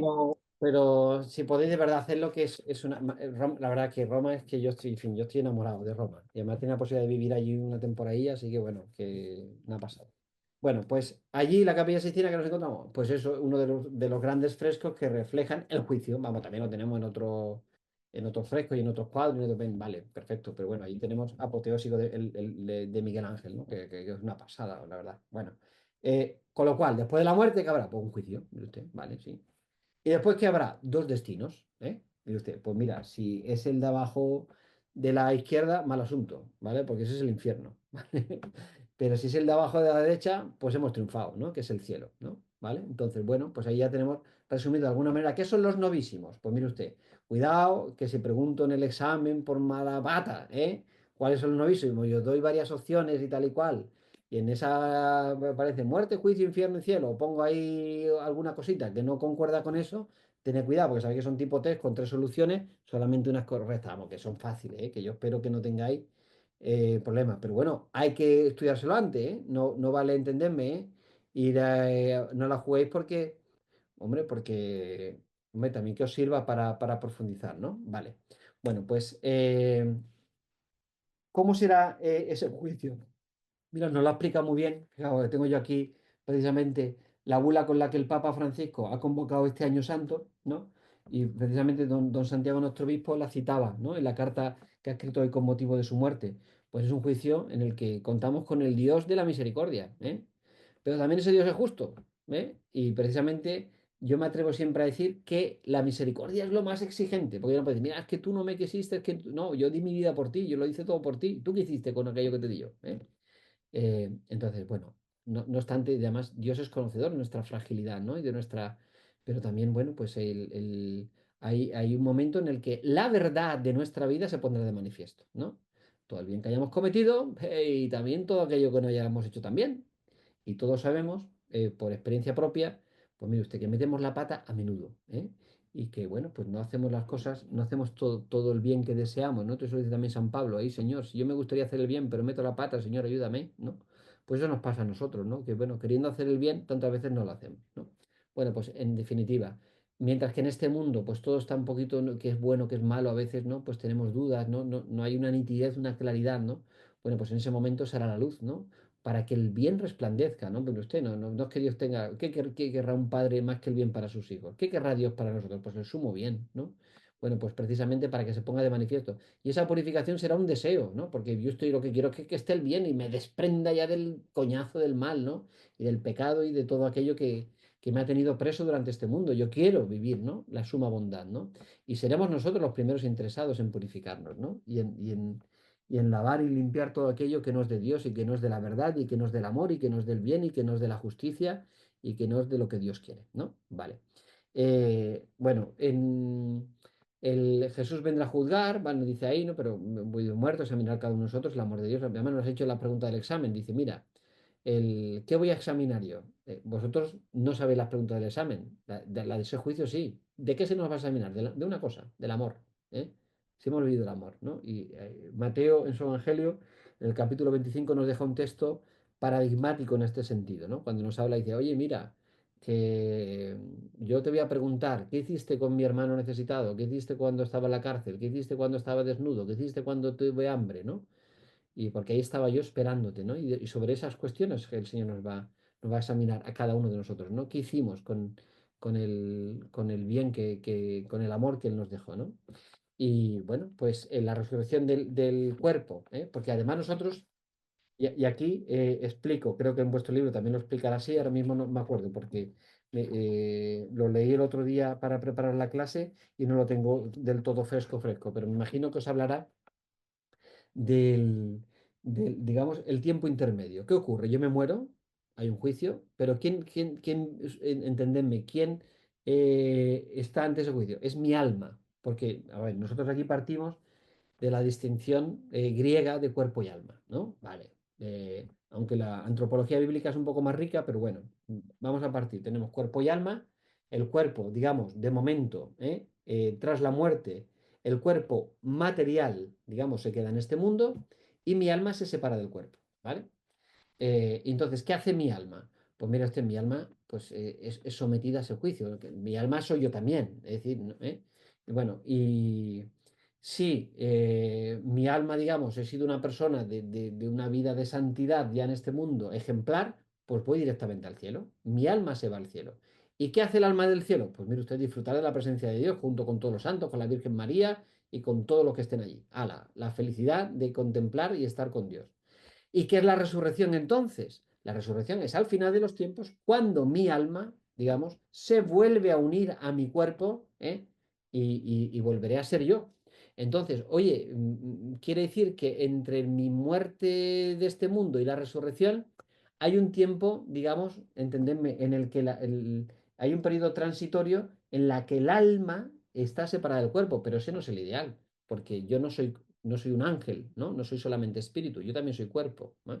Entonces, ¿qué ocurre en la resurrección? Pues mire usted, es nuevamente cuando mi cuerpo y mi alma se vuelven a juntar, ahora ya para siempre, de manera definitiva. Pero claro, ¿cómo será ese cuerpo? No será este cuerpo, porque este cuerpo es un cuerpo caduco. Este es un cuerpo está sometido a la corrupción, ¿eh? Bueno, pues el cuerpo será un cuerpo, esto lo dice San Pablo en una de sus cartas, dice, será un cuerpo neumático, ¿eh? Neumático viene de neuma, que en griego significa espíritu. Será un cuerpo espiritual. ¿Qué significa eso? Pues mire usted, que será un cuerpo que está animado por el espíritu. Ya no es un cuerpo, dicho de otra manera, no es un cuerpo sometido a la corrupción, ¿no? Sino es un cuerpo como el de Cristo resucitado, un cuerpo glorioso, un cuerpo que participa de la gloria. Y esa es la plenitud de la existencia. Con lo cual hay un tiempo intermedio entre mi muerte y la resurrección que no es, digamos, es un tiempo ya o bien de pena o bien de gozo, ¿no? Porque ya estoy en el cielo, pero en ningún caso es la plenitud de mi existencia que solo se alcanza al final de los tiempos, ¿eh? Cuando al final de los tiempos Cristo vuelva en su segunda venida, ¿no? Y digamos, los muertos resuciten, nos dice San Pablo, ¿no? También en una de sus cartas. Pues decía, ahora mismo, ¿quién ha resucitado? Pues tenemos a Jesús, ¿eh? Cuyo cuerpo ya ha sido revestido de gloria, participa de la gloria, ¿eh? Como cabeza de toda la iglesia, ¿eh? Y nosotros, el resto del cuerpo de Cristo, pues está aguardando ese momento de la resurrección. ¿Y quién participa ya? María, por un privilegio particular, aquella que fue asociada tan íntimamente al misterio de la redención, nos dice la bula con la que se proclama el último dogma mariano, cómo no iba a participar ya de los frutos de la misma, ¿no? Y por eso reconocemos en María, digamos, la gracia de participar ya, ¿no? No solamente de que su alma sabemos que está en la presencia del Padre, de Dios, Padre, Hijo y Espíritu Santo, sino que sabemos que también su cuerpo ha sido ya revestido de la gloria de la resurrección, ¿vale? Lo que nosotros esperamos alcanzar, solo que al final de los tiempos, ¿vale? Muy bien. ¿Y en eso qué puede pasar? Pues mire usted, hay un escenario temporal y dos definitivos. Mire usted, después de nuestra muerte, digamos, aquí entendedme, no podemos añadir ningún mérito ni acumular ningún demérito, ¿eh? Es decir, que si yo he hecho méritos para ir al cielo, pues mire usted, participaré de la bienaventuranza o visión beatífica, ¿eh? Que Jesús ha abierto a través de la cruz y de la resurrección, ¿vale? Mire usted, si muero en esta desgracia, en estar rechazando además su amor, pues tendrán el estado que ellos mismos han elegido, ¿no? Aquí tenía un profesor, el de escatología, decía, mira, el infierno es una posibilidad. Es que Dios nos tiene que dar la posibilidad del infierno, ¿eh? Pues mire usted, es el estado de perpetuo odio a Dios, ¿no? Eh, ¿Es Dios cruel al permitirlo? No, es bueno y es justo porque nos permite precisamente, ¿no? El negarnos, el cerrarnos, ¿no? A su bondad, ¿eh? Mire usted, además, esta vida sería una broma, ¿no? Como dice ahí vuestro libro, si hagamos al final lo que hagamos, todo da igual, ¿no? Pero mire usted, es verdad que confiamos, ¿no? En la misericordia de Dios, pero bueno, el infierno no deja de ser también reconocer, que he hecho el mal, y cerrarme, además, a la gracia del perdón de Dios, ¿no? Si yo me cierro, además de reconocer que he hecho el mal, no acepto, ¿no? Y me revelo, pues mire usted, ese es el infierno, ¿no? Y esa es la condena definitiva, ¿no? Y si alguien se cierra, pues evidentemente, ¿no? Que esa posibilidad tiene que estar, ¿no? ¿Y qué es el purgatorio? Pues mire usted, el purgatorio es un tiempo, ahora sí, digamos, de tránsito, mientras que los dos, digamos, el cielo y el infierno son estación de términi, ¿eh? Allí se llega y se llega, ¿vale? Es decir, una vez que llego allí ya no me muevo, ¿eh? Ya no me voy a otro lado, ¿eh? No estoy en el cielo, puedo bajar al infierno, estoy en el infierno, puedo bajar al cielo. Donde, digamos, puedo moverme es en el purgatorio. ¿Y hacia dónde me muevo? No hacia el infierno, sino hacia el cielo, ¿no? Y bueno, es verdad que a veces las representaciones del purgatorio vinculadas al fuego parecen asimilarlo al infierno, pero no tiene nada que ver. El fuego del infierno es un fuego condenador, ¿eh? Entendeme, es un fuego que hace referencia a la pena, ¿eh?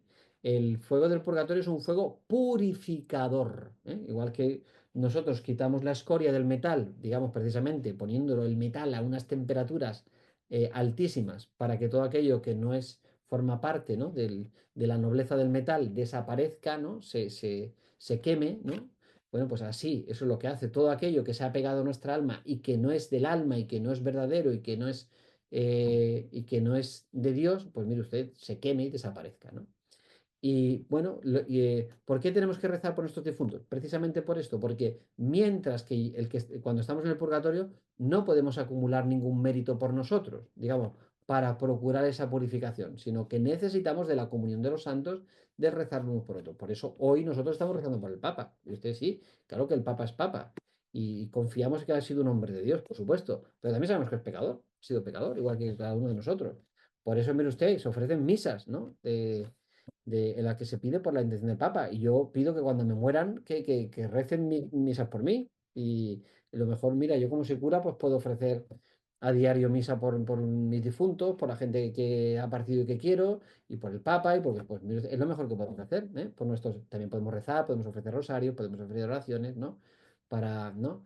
De hecho, bueno, pues nosotros ofrecemos también misas por las almas del purgatorio, en general, la iglesia. Yo a menudo ahí donde celebro misa, de vez en cuando celebramos misa por las almas del purgatorio, ¿no? Para que pronto puedan estar ya contemplando a Dios en el cielo. Pues ya está. Muy bien. ¿Dudas, preguntas, cuestiones? Juana, ¿más claro o no más claro? ¿O esto es un lío? No, claro, claro. ¿Sí? Vale. Yo me tengo que ir, ¿vale? Luego termino de ver vídeos del... Vale, campeona, muy bien. Pues aquí Venga, estamos. Yo me adiós. quedo hasta las 6:30, Joaquín, que tengo una tutoría, ¿vale? A las 6:30 me Ahora sí, desconecto. me había terminado. Espero, pero como siempre nos retrasamos un poquillo, quiero decir que hoy no me puedo retrasar porque tengo la tutoría a las 6:30. Mira, si incluso terminamos un poquito antes, mejor. Vale, pues yo te lo agradezco por el tema ese que tengo a papis esperando a partir de las 6:30. Vamos a intentar acabar. Es verdad que el Adiós. último tema no os quiero agobiar, pero es un poquito complicado, ¿eh? Para ser el último es un poquito saborío, pero bueno, es muy Vale. interesante. Pero ojo, entre que mezcla el tema de las herejías y mezcla el tema de la doctrina social de la Iglesia, tiene un poquito de guasa, ¿eh? El último tema. Pero bueno, no nos agobiemos. Pero bueno, intentaré, por lo menos te presento, bueno, y los que verán el vídeo después, os presento en líneas generales de qué va la cosa, ¿vale? Pero tiene un poquito de aquí. Bueno, lo que hemos visto ya, no voy a repetir aquí todo el origen de la Iglesia. Lo hemos visto ahora mismo al repasar toda la Semana Santa, más o menos, grosso modo, ¿eh? Bueno, aquí es importante. ¿Cuál es la tarea de la iglesia? Fíjate, aquí en esta última parte de aquí abajo es predicar y los sacramentos. Cuidado que esto, una de las preguntas va a ir por aquí, ¿eh? Si, pues nada, ¿cuál es la misión de la iglesia después de la resurrección donde nos encontramos? Predicar el evangelio y bautizar en el nombre del Padre, del Hijo y del Espíritu Santo, celebrar la Eucaristía, incorporar la fe, etcétera, etcétera. ¿Dónde se instituyen los sacramentos? Pues mire usted, pues los sacramentos en el tríodo pascual, ¿no? El bautismo, por ejemplo, pues mire usted, el costado abierto de Cristo, ¿no? También Jesús nos dice en el Evangelio, mira, el final de Mateo, pues mira, y bautizarlos en el nombre del Padre y del Hijo y del Espíritu Santo, ¿no? Bueno, pues los sacramentos también son fruto de la resurrección, ¿no? Y bueno, y también se instituyen dentro del tríodo pascual, ¿no? Por ejemplo, la Eucaristía, en la última cena, el ministerio ordenado, el sacerdocio, el mandamiento nuevo del amor, etcétera, etcétera. Vale, en la cruz del Señor, el nacimiento de la Iglesia, Pentecostés, pues tendríamos aquí tanto el bautismo como la efusión del Espíritu, que sería la confirmación, los sacramentos también en la cruz del costado abierto de Cristo, como nos dice el Evangelio de Juan, etcétera, etcétera. Y lo mismo, ¿no? El nacimiento de la Iglesia vive para predicar y para transmitir los sacramentos. Cuando llamáis el bautismo, decimos el bautismo, porque es la puerta a todos los sacramentos. Mire usted, es el primero y la madre de todos los sacramentos, ¿no? El sacramento además tiene una peculiaridad, aunque esto lo vais a ver en otra asignatura, pero el sacramento, fijaos, siempre está compuesto por palabra y por un gesto, por un signo sacramental, ¿no? Que es un signo material, ¿no? El bautismo, el agua y las palabras. Yo te bautizo en nombre del Padre, del Hijo y del Espíritu Santo. Y el sacramento siempre es una gracia que recibo a través de Cristo, pero es el Espíritu el que me la acerca, ¿no? El Espíritu es aquí el que trabaja, ¿no? Por ejemplo, pues mire usted, el Espíritu Santo es el que hace que yo me incorpore al cuerpo de Cristo. Por medio del Espíritu Santo se me perdonan los pecados. Pero mire usted, ¿quién me ha perdonado los pecados? Cristo. Es decir, mis pecados han sido perdonados en Cristo. ¿Quién me ha dado la vida eterna? Cristo. Pero es el Espíritu que he recibido el que mora en mí, que me hace participar de esa vida. En definitiva, Todas las gracias las recibo en los sacramentos uniéndome a Cristo y el que lleva a cabo esa tarea es el Espíritu, que a la vez, al unirme a Cristo, me hago hijo de Dios y por tanto puedo invocar a Dios como Padre. Bueno. ¿Qué ocurrirá? Pues mire usted, por lo que le pasó al Señor, que predicó, pero también esa predicación pues tuvo sus consecuencias, ¿eh? Y hasta que llega, sobre todo, bueno, aquí no lo pongo, bueno, no lo pongo, no lo pone, pues no lo pone el libro, pero hasta que la paz de Constantino en el año 313, pues mire usted, los cristianos, dependiendo de la crudeza del emperador de turno, primero ya tenemos persecuciones por parte de las autoridades judías, el protomártir, Esteban, ¿no? Los sumos sacerdotes, pues igual que persiguieron a Jesús, si leemos el libro el de los Hechos de los Apóstoles, vamos a ver un paralelismo prácticamente, no digo absoluto, pero muy importante entre la vida de los primeros cristianos y la vida de Jesús. O sea, el destino de los primeros cristianos fue el destino de Jesús. O sea, el destino de Jesús va a ser el destino de los primeros cristianos. Los primeros cristianos predicaron igual que hizo Jesús y fue igual que Jesús fue perseguido, pues los primeros cristianos van a ser perseguidos, ¿no? Habrá debates internos en la comunidad, por ejemplo, bueno, mire usted, los judíos, la buena noticia solamente está destinada a los judíos o también los gentiles, pues los gentiles son aquellos que no pertenecen al pueblo de la alianza, estos señores también forman parte, pues mire usted también, evidentemente, ¿no? Bueno, pero se tienen que circuncidar, no, bueno, usted, pues y hay unos debates internos dentro de la comunidad que aparecen muy bien reflejados de manera especial en el libro de los Hechos de los Apóstoles, que hemos dicho que es continuación de la obra de Lucas, que tiene dos partes. ¿Y qué recoge el libro de los Apóstoles? Por la vida de la iglesia naciente, que está naciendo, ¿no? Y bueno, después por medio, sobre todo de las cartas también, Hechos de los Apóstoles y cartas de San Pablo, bueno, pues podemos reconstruir en cierta medida cómo fue ese proceso. Ahí lo tenéis en la diapositiva. Esto no aparece en vuestro libro, creo recordar que no hay ningún mapa de los viajes de Pablo, ¿no? Y de la comunidad. Y bueno, pues Pablo fue el gran evangelizador, ¿eh? Gracias, ese fue, él se define a sí mismo como el apóstol de los gentiles, ¿no? Mientras que Pedro y otros apóstoles pues se dedican a otros menesteres, Pedro sobre todo al mundo judío y otros apóstoles, bueno, parece Juan incluso pudieron evangelizar la zona de Asia, bueno, pues el gran predicador de Occidente, donde nosotros nos encontramos además, pues fue San Pablo, ¿no? Con otros muchos colaboradores, ¿no? Con Bernabé, con Marcos que le acompañaron, con el propio Lucas, etcétera, etcétera. Bueno, ¿qué nos encontramos? Después, y llegamos, bueno, la predicación de los primeros cristianos y el punto 3 que es en fin, un poquito más antipático, donde tenemos aquí las formulaciones cristología. Fijaos, eh, eh, de una manera muy sencilla para que entendamos todos y cada una. Bueno, lo primero que tenemos que tener claro que es una herejía. Una herejía es algo que no recoge la verdad de nuestra fe. Vale. Eh, bueno, en cuanto a las herejías que tenemos, la herejía siempre tiene una misma intención o una misma manera de presentarse. ¿Qué es? Eh, el de negar la unidad de las dos naturalezas en la persona de Jesús. ¿Esto cómo se puede hacer? Pues mira, de dos maneras. O diciendo que Jesús era sobre todo hombre, o que, bueno, su humanidad fue, o que fue sobre todo Dios, y la humanidad se queda como una especie de apéndice que está ahí, pero mire usted que no, bueno, parecía Jesús que era hombre, pero realmente no era hombre, ¿no? Es decir, normalmente van a atender además, dentro de la naturaleza, la imposición de la naturaleza divina sobre la humana, aunque, por ejemplo, ahora vemos el caso del arrianismo, al final acaba reduciendo a Jesús no exactamente, bueno, Dios, Dios, Dios del todo no era Jesús. Parecía Dios, sí, sí, pero no es igual que el Padre, ¿no? Digamos, es de una categoría inferior. ¿No? Nosotros decimos que tan Dios es el Padre, como es el Hijo, como es el Espíritu Santo, ¿no? Bueno, pues repasamos. ¿Qué es el docetismo? Pues mira, doxa significa opinión, ¿no? En griego, bueno, parece, tiene una apariencia, pero mire usted, no es realmente, ¿no? Dios, ¿no? Entonces, bueno, Jesús parece, tenía apariencia de hombre, pero realmente, digamos, ¿eso que le quita? Pues mire, ahora que nosotros hemos celebrado la pasión, bueno, Jesús se paseó por la pasión, pues mire usted, ¿no?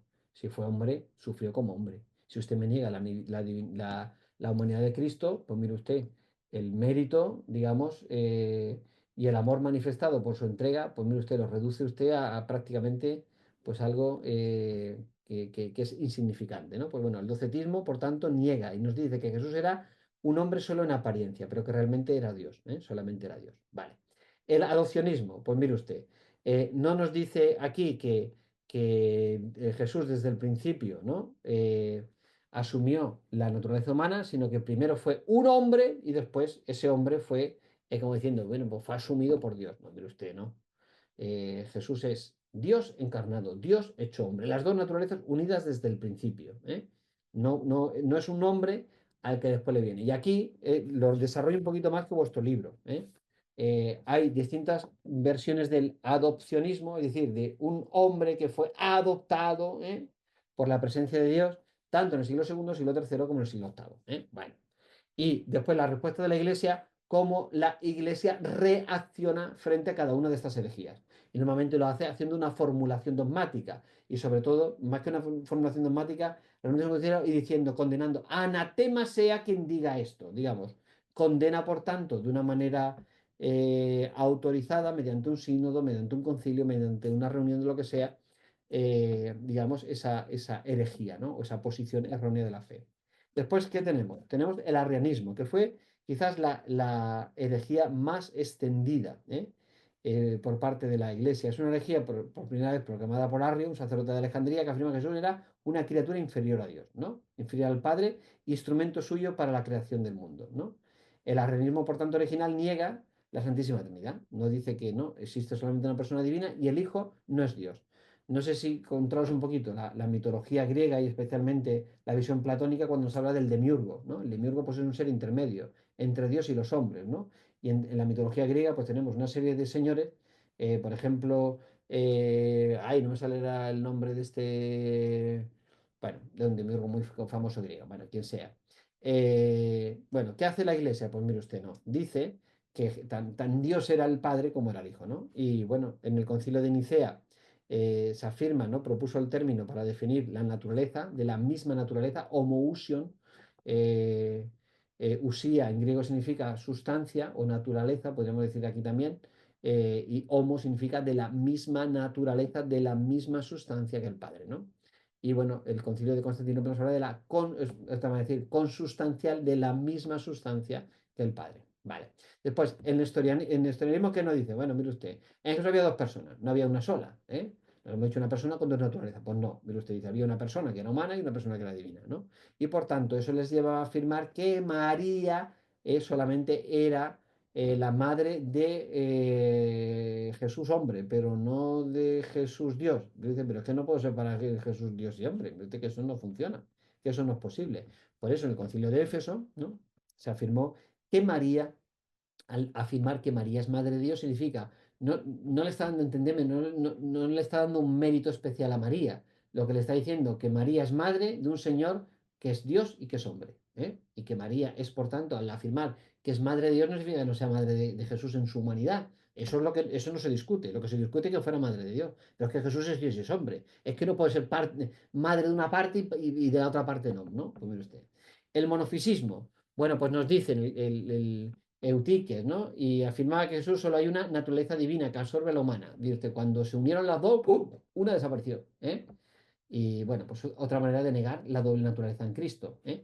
Y fíjate que cuando nosotros, igual que hemos dicho de la resurrección, es que negar el misterio de la encarnación es cargarnos nuestra fe. Es decir, si usted me dice que en Jesús no están las dos naturalezas, la humana y la divina, unidas en una sola persona, es que ha inventado usted otra religión. Esa no es el cristianismo. Estamos ante uno de los pilares del cristianismo. Es decir, que es el misterio de la encarnación, ¿no? La encarnación implica todos estos elementos. Y si usted los quita, pues me quito la fe, me tendrá otra cosa, que será maravillosa, pero eso no es la fe cristiana, ¿eh? Bueno, lo mismo la respuesta al concilio de Calcedonia, ¿vale?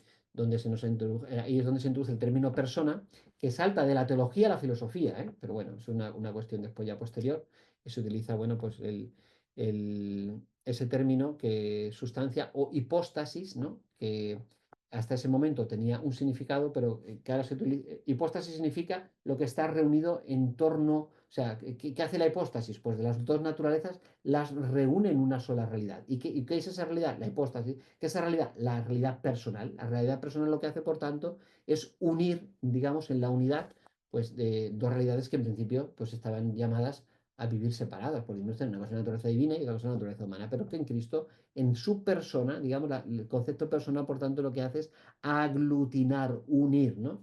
Y bueno, desde ahí salta después ya lo que será el concepto de persona, que se le aplicarán ya distintas definiciones, por ejemplo, la de Boecio, que es tradicional, que dice, bueno, pues ¿qué es el ser humano? Pues mire usted, un ser, una persona de naturaleza racional o algo así decía. Bueno, y el monotelismo se decía, vale, vale, sí, Jesús tiene sí, tiene las dos naturalezas, lo tiene todo unido, una sola persona, sí, sí.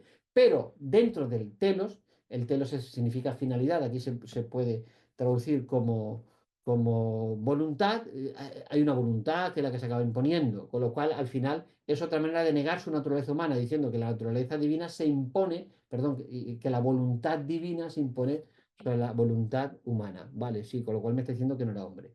Con lo cual, es decir, el Jesús de la Pasión también, como decía la primera herejía del docetismo, que se paseó, ¿no? Porque tenía apariencia, ¿no? Parecía, pero no era, no, hombre, usted. Jesús vivía, sentía, pensaba, no solamente como Dios, sino plenamente como hombre, ¿eh? Y su voluntad, porque si no, mire usted, entonces le quitamos digamos, pues le quitamos la humanidad a Cristo y nos quedamos con un Cristo divinizado, donde su humanidad pues queda desaparecida. Bueno, pues en el concilio de Constantinopla pues también se condena esta posición como herética, ¿vale? Bueno, el arte, y qué bonito, ¿eh? Aquí simplemente vuestro libro, ¿qué hace? Pues hace un recorrido por los distintos momentos y las distintas expresiones artísticas, ¿vale? Pues nada, en los inicios tenemos todo lo que es el arte que se conoce paleocristiano, ¿eh? Si cuando vayas a Roma y visites las catacumbas, pues verás un montón de arte paleocristiano, ¿vale? Y porque, bueno, a ver, no solamente estaban enterrados cristianos, evidentemente que había de todo, ¿no? En las catacumbas de Roma, pero muchos de esos enterramientos, porque además los cristianos pusieron, digamos, entiéndeme, de moda el tema de la sepultura del cuerpo, porque los romanos normalmente tendían a ay, lo diré, a quemar el cuerpo, ¿vale? Y bueno, los cristianos introdujeron esa costumbre de los enterramientos, ¿no? Por eso vamos a encontrar, no solamente era algo propio de los cristianos, pero que de alguna manera pusieron en valor el mundo cristiano. Bueno, pues se van a encontrar cositas pues, muy interesantes, ¿no? Muy rudimentarias, ¿no? Como son todo lo que son el arte incipiente, pero bueno, con ya una simbología que apunta a lo que después se desarrollará, ¿no? Después tenemos especialmente a partir de, bueno, las primeras basílicas, a partir del edicto de Milán del 313 de Constantino, donde, bueno, el cristianismo se convierte, pasa de ser una religión perseguida a ser la religión oficial, con lo cual cambia las tornas, ¿no? Y a partir de ese momento, pues es verdad que muchas de las esculturas, de la arquitectura, bueno, pues van a ser de origen cristiano, ¿no? Después, en cuanto ya a, digamos, distanciándonos un poquito de todo lo que es el arte de los primeros siglos, ya nos metemos en la Edad Media, bueno, pues debutamos con el románico, que en España sobre todo lo tenemos en Palencia y tenemos también en la zona de Cataluña, también tenemos los restos románicos, también tenemos la Catedral de Zamora, que es románica, si hay alguna, bueno, y la catedral, perdón, la Catedral Románica de Salamanca, ¿no? Bueno, el románico tiene ese fin, no vamos, yo tampoco de arte, tampoco yo es que entienda mucho, ¿eh?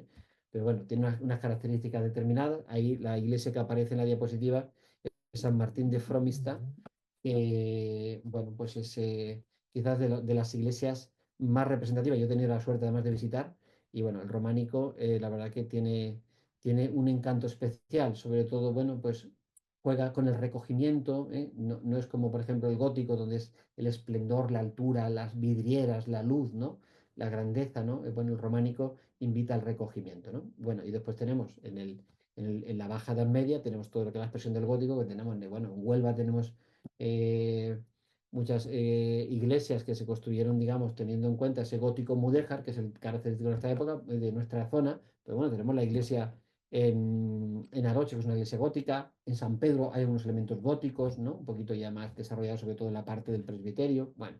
Y es verdad que, bueno, tenemos grandes catedrales góticas en España, desde Sevilla, pues a Toledo, a tantas catedrales que tenemos. Y después, bueno, nos encontramos ya con el Renacimiento, que lo que hace es rescatar la cultura griega. Bueno, pues San Pedro del Vaticano, pues mire usted, Renacimiento puro y duro, ¿no?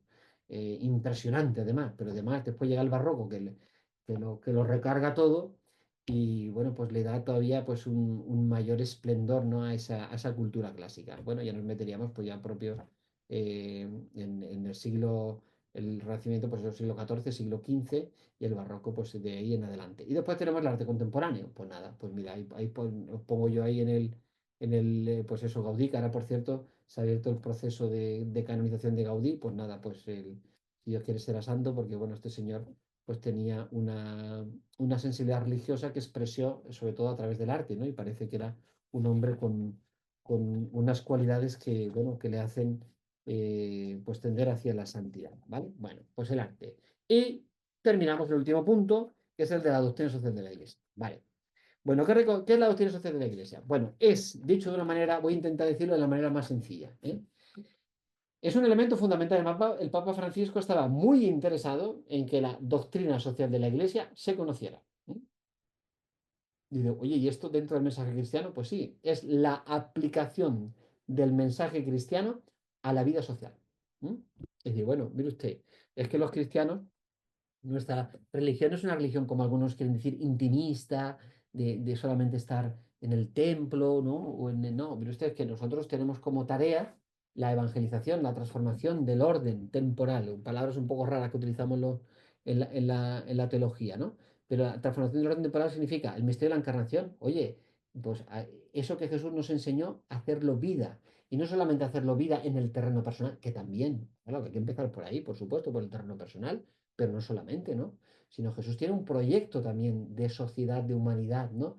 Jesús le da una dignidad al ser humano y esa dignidad tiene que ser respetada en todas y cada una de sus circunstancias. Si yo qué sé, pues mire usted, me dedico a tener esclavos, ¿no? Como, bueno, pues mire usted, a lo largo de la historia, pues se ha dado este fenómeno, mire usted, pues hasta que llega la teología y la humanidad y reflexiona y dice, mire usted, pues eso no está bien, mire usted, eso no podemos consentirlo, ¿no?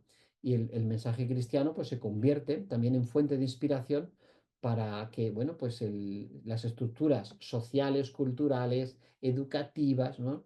Bueno, pues respondan al proyecto que Dios tiene, no solamente para cada uno de nosotros, sino para toda la humanidad en su conjunto, ¿no? ¿Qué hace la DSI? Porque a veces hablamos de DSI, Doctrina Social de la Iglesia. Pues traducir, ¿no? El mensaje cristiano, digamos, tratando de encarnarlo, ¿eh? En el tiempo, en las circunstancias, en la política, en la economía, en el mundo del trabajo, en la familia, etcétera, etcétera, ¿no? ¿Y cuándo surge? Pues mire usted, surge en el entorno al fenómeno de la revolución industrial y a los desajustes que se producen derivados de la misma, sobre todo en el ámbito, bueno, pues de abusos de derechos que después serán reconocidos como derechos fundamentales, ¿no? Bueno, pues el Papa León XIII en el año 1891, con su encíclica Rerum Novarum, pues nos dice, mira, señores, vamos a ver, hay un nuevo, hay hay un proyecto social, digamos, el Evangelio se tiene que traducir en un mensaje social y lo que no podemos es permitir la explotación, pues eso, de jornadas laborales interminables, donde los niños trabajan, donde no se respetan los derechos, donde el salario es una miseria, donde, mire usted, la gente vive en la más absoluta pobreza, donde no hay un derecho a la vivienda, donde la gente sí vive en la ciudad, pero de unas condiciones deplorables y no solamente, digamos, es la iglesia la que levanta la voz, también hay otros sectores de la sociedad, ¿no? Pero también la Iglesia lo hace, ¿no? En ese momento. Y comienza a gestarse pues todo un magisterio, es decir, una enseñanza, un mensaje, digamos, que tiene como objetivo alumbrar todas y cada una de las realidades que afectan a la vida de los seres humanos, ¿no? Y de la sociedad y de la cultura, ¿vale? Bueno, pues vale, por ahí podríamos decir una introducción general. Yo aquí en las diapositivas os lo he enriquecido un poquito más, ¿eh? Pero bueno, no quiero complicaros yo. Simplemente me conformo con que algunas frases del magisterio que permitan iluminar, digamos, la clave y el fin del centro de toda la historia humana se halla en Cristo, nuestro Señor. Toda la DSI, pues lo que trata es traducir, pues eso, tener a Cristo como fuente, Cristo como salvación integral, pero eso se traduce, ¿no? En cosas concretas, ¿no? Como pone ahí, es modelo que revela al hombre. Nos da una razón para valorar la altísima dignidad del ser humano. Todo hombre es otro Cristo y por tanto yo tengo que respetarlo como tal. Por tanto, bueno, pues lo que trata es de traducir el mensaje cristiano, digamos, el mensaje que hemos recibido de Jesús a través de los evangelios, a través de la tradición, a través de la vida de la iglesia, pues lo que trata es de actualizarlo. ¿Y qué hacen los papas? Pues mediante distintos documentos, ¿eh? bueno, pues van a ir traduciendo ese mensaje, ¿no? Desde la Rerum Novarum, pero no solamente el Papa León XIII, ¿no? Todos los papas, ¿no? Por ejemplo, San Juan Pablo II nos ha dejado un magisterio muy importante, por ejemplo, en relación al trabajo, pero tenemos a Pío XII con mensajes también muy interesantes en lo que a la doctrina social se refiere. Pablo VI, el Papa Benedicto, ¿no? Y el mismo Papa Francisco no, ha contribuido, ¿no? Pues a llevar a cabo Juan XXIII también, ¿no? Eh, Pío XII, en fin, hay una serie de papas que han ido desarrollando, ¿no? Desde sus inicios, desde finales del siglo XIX y en el siglo XX y hasta la actualidad, ¿no? El Papa Francisco, por ejemplo, nos dejó una encíclica, eh, Laudato Si, que hablaba sobre el cuidado de la casa común, ¿no? De la naturaleza. Bueno, pues mire usted, es toda una reflexión también, digamos, teológica a partir del mensaje cristiano de cómo los seres humanos debemos de tratar, ¿no? El mundo en el que la creación que Dios nos ha dado, el planeta que Dios nos ha dejado, ¿no? Y que no debemos de maltratar. Bueno, después, la doctrina social se fundamenta en una serie de principios, ¿vale? Que tenéis ahí recogidos a partir de la página 171, ¿vale? Y que son el principio de solidaridad. Bueno, yo aquí antes os pongo eh, una serie de, bueno, en fin, no os quiero complicar más, pero hay un principio, digamos, serían los elementos que definen y que están detrás de todos y cada uno de estos principios. El principio personalista, la persona es un alguien, no es un algo, ¿no? Además tiene una serie de dimensiones, ¿no? Ha sido creada a imagen y semejanza, es el fundamento, ¿no? Digamos, ¿cuál es el fundamento de la doctrina social? Bueno, pues es la dignidad que Dios nos ha dado a cada una de sus criaturas, a cada uno de nosotros que somos hijos de Dios y por tanto merecedores de una serie de derechos y también de obligaciones, pero también de derechos que debemos de respetar, ¿no? Bueno, en cuanto a esos principios, el principio sobre el que se fundamenta la doctrina social de la Iglesia, la dignidad, ¿no? Del ser humano como hijo de Dios, creado a su imagen y semejanza, y a partir de ahí la solidaridad, que es la búsqueda del bien de todos, ¿eh? La dignidad de todos los seres humanos, no solamente, mire usted, de unos cuantos, ¿no? Sino, bueno, pues después el principio del bien común. ¿Qué es el bien común? Oye, pues mire usted, no pasa por encima del bien de la persona, o sea, que el bien común no es decir, bueno, es que el bien de la mayoría, si alguno se fastidia, no. El bien común es el bien de todos y cada uno de las personas que conformamos la sociedad, ¿no? Hemos de buscar, pues eso, el bien de todos, no el bien de algunos o no el bien de la mayoría. El bien común se habla del bien de todos, ¿eh?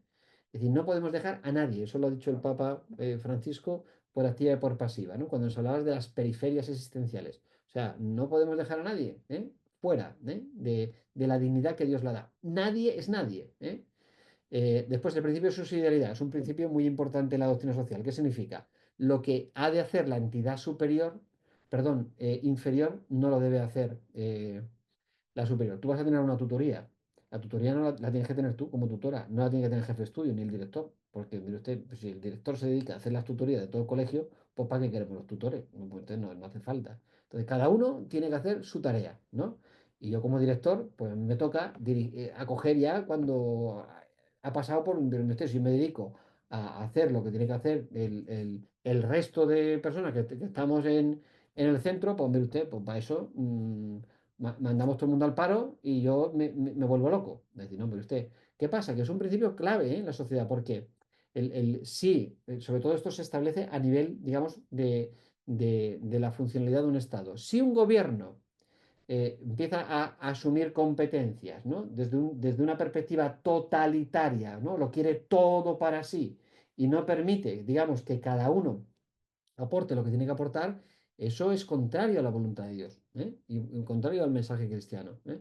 Este principio es muy importante. ¿Qué dice? Pues mire usted, la entidad menor, yo qué sé, pues la vida, la familia. Yo como Estado no me tengo que meter en la familia, ¿no? La configuración familiar. No, mire usted, lo que se educa a sus hijos son los padres, mire usted, ¿no?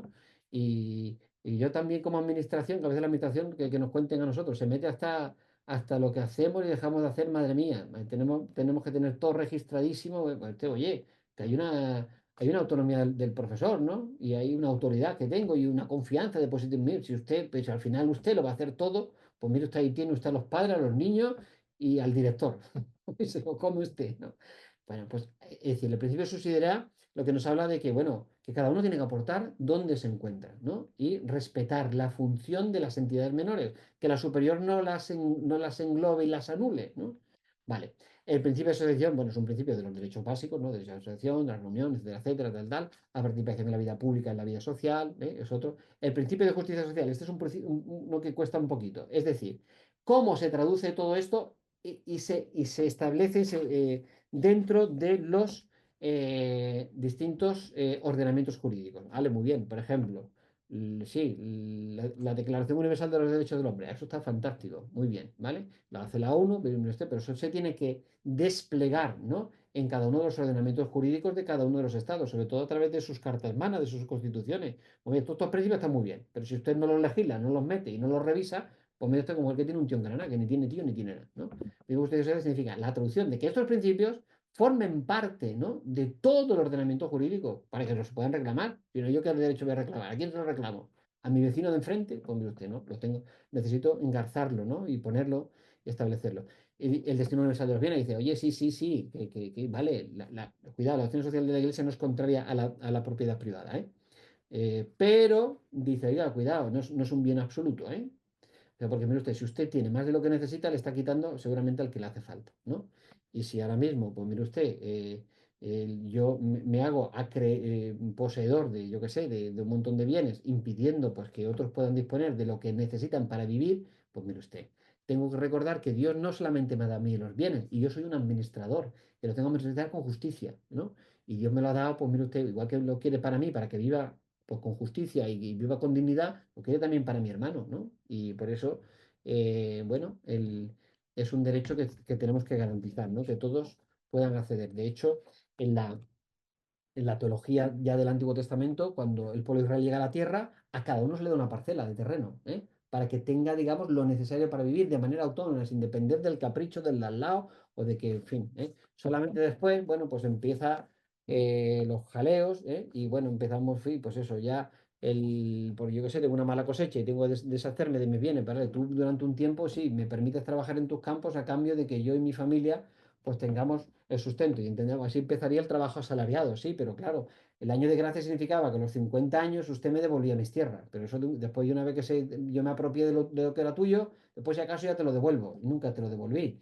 Y bueno, y así, ¿por qué contemplamos? Que a veces, pues los grandes capitales acumulan bienes en detrimento, bueno, pues a veces de que pues la inmensa mayoría de la población mundial pues viva con los recursos por debajo del umbral incluso de la pobreza, que es lamentable, ¿no? Que en pleno siglo XXI, con la cantidad de avance de recursos que tenemos, tal y cual, pues andemos racaneando recursos, ¿no? Impidiéndose que tantos hermanos nuestros pues mueran de hambre, ¿no? O sea, que haya gente que muera de hambre es inasumible, ¿no? Bueno, y finalmente, bueno, pues el libro termina hablando, yo aquí esto lo ensancho un poquito más, esta diapositiva no lo echéis cuenta. Bueno, el cristianismo y el derecho a la política, perdón, el cristianismo y economía, no me he saltado uno que es cristianismo y derecho y política, perdón, el capítulo sexto, ¿vale? Bueno, aquí nos habla de los derechos humanos, que tienen su fundamentación el derecho de gentes que han promovido, entre otras cosas, este es un tema que me apasiona, que es la Escuela de Salamanca, que cita vuestro libro, que me encanta, porque hoy se fundamentan, por ejemplo, los derechos del hombre. Yo también soy profesor de Historia y Filosofía y mis pobres alumnos me tienen que aguantar mis disparates cuando me enciendo contra el liberalismo inglés y, en fin, y toda la defensa de los derechos también de la Revolución Francesa, que está muy bien, pero que ya que tenemos una escuela de oro, la escuela del siglo XVI, con todo lo que es la conquista además de América, donde se reflexiona sobre estas cuestiones y se establecen los fundamentos no solamente del derecho internacional, sino también del derecho, de la defensa de los derechos fundamentales, ¿no? Y esa fue la contribución que hizo España, ¿eh? Y está muy bien lo que hicieron después los ingleses y los franceses, sí, pero mire usted que España sentó las bases de lo que después otros desarrollaron, ¿no? Y sin quitarle méritos a los demás, oye, pues también el mérito que a nosotros corresponde es que al final fuimos los malos malísimos, ¿sabes? De toda esta historia, con una leyenda negra que hemos hecho nuestra y que, bueno, hemos adoptado como férreos defensores, cosa que es lamentable, ¿no? Y que a mí me parece lamentable. Bueno, pues que en la ONU hay una sala dedicada a Francisco de Victoria, que por cierto está enterrado en el convento de San Esteban de Salamanca, en la sala capitular. Yo le digo de cachondeo a mis alumnos, digo, cada vez si vais para allá, os ponéis ahí de rodillas, me digo, de broma, ¿eh? Digo, pesad, donde está enterrado Francisco de Victoria, porque a este hombre le debemos mucho, y sobre todo los que le deben son los indios, y bueno, y la corona española, ¿no? Que estuvo dispuesta bueno, pues a consultar, ¿no? A los eruditos de aquel tiempo, sobre todo dominicos y jesuitas, ¿no? Bueno, pues pues qué hacer, ¿no? Y mire usted, se tuvo clarísimo de que aquellos eran personas, y como personas, miembros de la corona, y como miembros de la corona, sujetos a derechos y obligaciones, ¿eh? Igual que cualquier español. Bueno, ¿qué más cositas tenemos aquí? Pues, bueno, no se puede divinizar el orden temporal, dice ahí, ¿no? Sino, bueno, hay una obligación, pero también hay una obligación de aceptar la autoridad política, ¿no? La persona humana es el fin y el fundamento de todo orden político, ¿eh? Eso es un principio clave, es decir, la persona nunca es un medio, siempre es un fin. Toda la vida política, económica, cultural, educativa, evidentemente que tiene un único fin, ¿eh? Que es la persona, ¿no? Todas y cada una de las personas. Y bueno, pues poco más. Y después de la cristianismo y economía, bueno, pues el...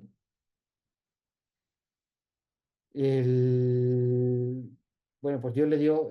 ¿qué mandato nos dejó Dios ya en el libro de Génesis? Pues mire usted que nos preocupáramos de la tierra, ¿no? Que la cultivásemos, que la cuidásemos, ¿no? Y que, bueno, pues nos ha dado también todo un mandato que implica un cuidado y un trabajo, ¿no? Bueno, pues la tierra para que la administrara. Bueno, pues es nuestra tarea. Por eso el trabajo lo explica muy bien San Juan Pablo II, en una de sus encíclicas que conforman parte de este corpus de la doctrina social de la Iglesia, el trabajo dignifica a la persona. El trabajo no es una carga, el trabajo no es una pena. Mire usted, el trabajo es contribuir con ese proyecto de Dios, ¿no? Que ha querido, bueno, pues que los seres humanos pues desarrollemos lo que él comenzó, ¿no? Y lo ha puesto en nuestras manos para que lo cuidemos y, bueno, y ese cuidado y ese trabajo nos dignifica. El Evangelio nos dice además que, bueno, que tengamos cuidadín con el dinero. ¿Por qué? Porque el dinero es una riqueza y es una gracia y es un don de Dios, pero se puede convertir en un obstáculo para vivir la justicia, especialmente, ¿no? La felicidad, bueno, pues la felicidad no simplemente eh, es que todo me vaya bien, ¿no? Sino, bueno, pues que la felicidad también se alcanza, como veíamos, por medio de las bienaventuranzas que aparecen en el Evangelio, ¿no? La felicidad plena se encuentra en Dios, ¿no? Y el fin último de todo se encuentra en Dios, ¿no? Por eso Cristo, que era rico, se hizo pobre, ¿no? Para enseñarnos que el camino de la pobreza es el camino no es que Dios quiera que seamos pobres, ¿no? Sino que Dios se ha hecho pobre para enriquecernos. ¿Qué tenemos que hacer nosotros? Pues ser solidarios, ¿no? Pues ser generosos para que, bueno, pues esa dignidad que Dios nos ha querido dar a todos y cada uno de sus hijos, pues se pueda realizar, ¿vale? Y después de ahí se derivan una serie de derechos fundamentales que en esto coincidimos, digamos, pues con la Carta Magna de la Declaración Universal y con, bueno, tantos realidades que hoy ya tenemos, a Dios gracias, asumidas como sociedad, ¿no? También a nivel político, a nivel social, a nivel económico, ¿no? Aunque bueno, no dejan muchas de ellas de ser reivindicaciones que todavía no se han alcanzado del todo, ¿no? Sí, pues mire usted, siempre nos vamos a encontrar, es decir, la doctrina social de la Iglesia no es una doctrina muerta, ¿no? O definitiva de una vez, ¿no? Sino es una doctrina que se tiene que ir adaptando a las circunstancias y en función del devenir y de las circunstancias particulares de cada momento, pues tiene ahí que adaptarse y normalmente la doctrina social tiende a plantear una serie de principios fundamentales y también a exigirlos, ¿no? Y a denunciar en qué circunstancias, bueno, pues eso no se está respetando, ¿no? Y bueno, y ahí se habla de derechos fundamentales que ya tenemos reconocidos, ¿no? Y esta parte me parece que también la añado yo, que no la tenéis en vuestro libro. Bueno, que bueno, nos habla de hay un orden también ético dentro de la economía, ¿no? Y bueno, pues yo que también antes de ser cura, pues estudié empresariales, pues bueno, cuando yo estudiaba empresariales no me daba cuenta de muchas de las cosas que veía en la carrera, pero después cuando tú empiezas a estudiar la ética, la moral, tal y cual, te dices, bueno, es que todo lo que económicamente es posible no es éticamente correcto, ¿no? Y mira, hoy les hablaba yo a los chavales del marketing, ¿no? Que a mí me llama poderosamente la atención una asignatura de marketing en la que me decía, bueno, lo que hace el marketing es convertir los deseos en necesidades, ¿no? Y engañar a la gente en definitiva para hacerle creer que necesita algo que realmente no necesita. Digo, pero esto es engañar a la gente, ¿no? Esto no está bien, ¿no? Bueno, pues la economía también tiene que estar sometida, ¿no? A la ética. Y es verdad que se desarrolla como ciencia gracias a que se independiza de la rama de la ética, pero oye, no puede olvidarse, ¿no? la actividad económica tiene unos principios también, ¿no? Y que el fin, sobre todo, de la economía no puede ser, como se me enseñaba a mí en la carrera, ganar pasta y ganar pasta y ganar pasta, ¿no? Dicho de otra manera, decía la maximización del beneficio, sino que el principio de la economía tiene que ser, bueno, pues la dignidad del ser humano, ¿no? O sea, mire usted, una economía que me dignifica a mí mediante el trabajo bueno, y el cuidado de la casa común, pero que también tenga como objetivo fundamental, ¿no? Pues la dignidad de toda persona. Yo sé, a mí hay un filósofo francés que descubrí, que se llama Fabrice Midal, que expresa algo que yo pensaba, ¿no? Es decir, hablar de recursos humanos como hablamos a nivel de empresa, ¿no? Y bueno, yo utilizo esa palabra, esa expresión, y a veces, bueno, pero dice, es un signo de la barbarie de nuestro tiempo. El ser humano no es un recurso, es el fin de la vida social, económica, política y todo. ¿Cómo me dice usted que es un recurso, igual que las máquinas, la maquinaria que utilizo, igual que la parte financiera? No, mire usted, no. El ser humano es el fin de la vida económica, ¿no? Entonces, bueno, y después, bueno, hay cosas de perogrullo, ¿no? Que ahí pongo en esa diapositiva. Oye, mire usted, que no puede ser que la economía orille, ¿no? A una gran parte de la población mundial, ¿no? Y que ese principio que hemos visto, ¿no? De la eh, destino universal de los bienes no se respete. ¿Por qué? Porque, mire usted, hay una economía que cierra las puertas a uno y se las abre solamente a otros, ¿no? Eso no puede ser, ¿no? Tiene que haber una justa distribución de la riqueza, ¿no? Y si eso no se realiza, bueno, pues esa economía no es justa y no es humana y no es evangélica, ¿no? Y el mensaje cristiano tiene que denunciar, ¿no? Y hacer caernos mire usted, que eso no es la voluntad de Dios, ¿no? Y la iglesia tiene que estar ahí denunciándolo también, ¿no? Igual que hizo Jesús, ¿no? Igual que, bueno, y poco más. Y con esto y un bizcocho, son Pues y nada, 23. Y quédate un poco a sí, preparar la tutoría con tus... justo, justo. Nada, Pues ánimo. nada, muchísimas gracias por todo, Joaquín. Me ha gustado mucho este módulo, ¿eh? La verdad es que sí. Ya, como estamos en Huelva, sí, sí. Mira, ya me estaba con Gabriel estos días, porque Ah, va a la Oblata allí con la familia sí, al sí. palazo, porque Pues además, yo lo comenté no sé si tú conoces bueno, creo que sí, ¿no? A Javier, el marido de Isabel, pues, por pues lo favor, estuve comentando con él, que coincidimos, digo, pues mira, me está dando este segundo módulo Joaquín, dice, hoy, digo, y estoy encantada, la verdad que me gusta mucho, me ha gustado mucho, se me ha hecho muy ameno y me ha gustado mucho, así que nada, lo estuve comentando con él, que él trabaja con nosotros también aquí en el cole, el marido de Isa. el marido de Isa, sí, sí.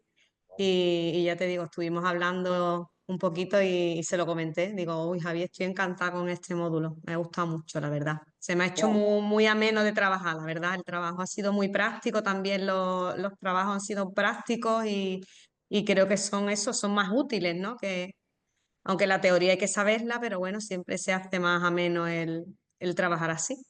y cualquier duda, aquí me tiene, ¿eh? Que Sí, vale sí, de Isa, sí, y además estamos metidos los dos en tema de educación, o sea que sí, sí, sí, sí. vamos Pues en el mismo nada. camino. Muchísimas gracias por todo. Hasta Venga, hasta luego. luego.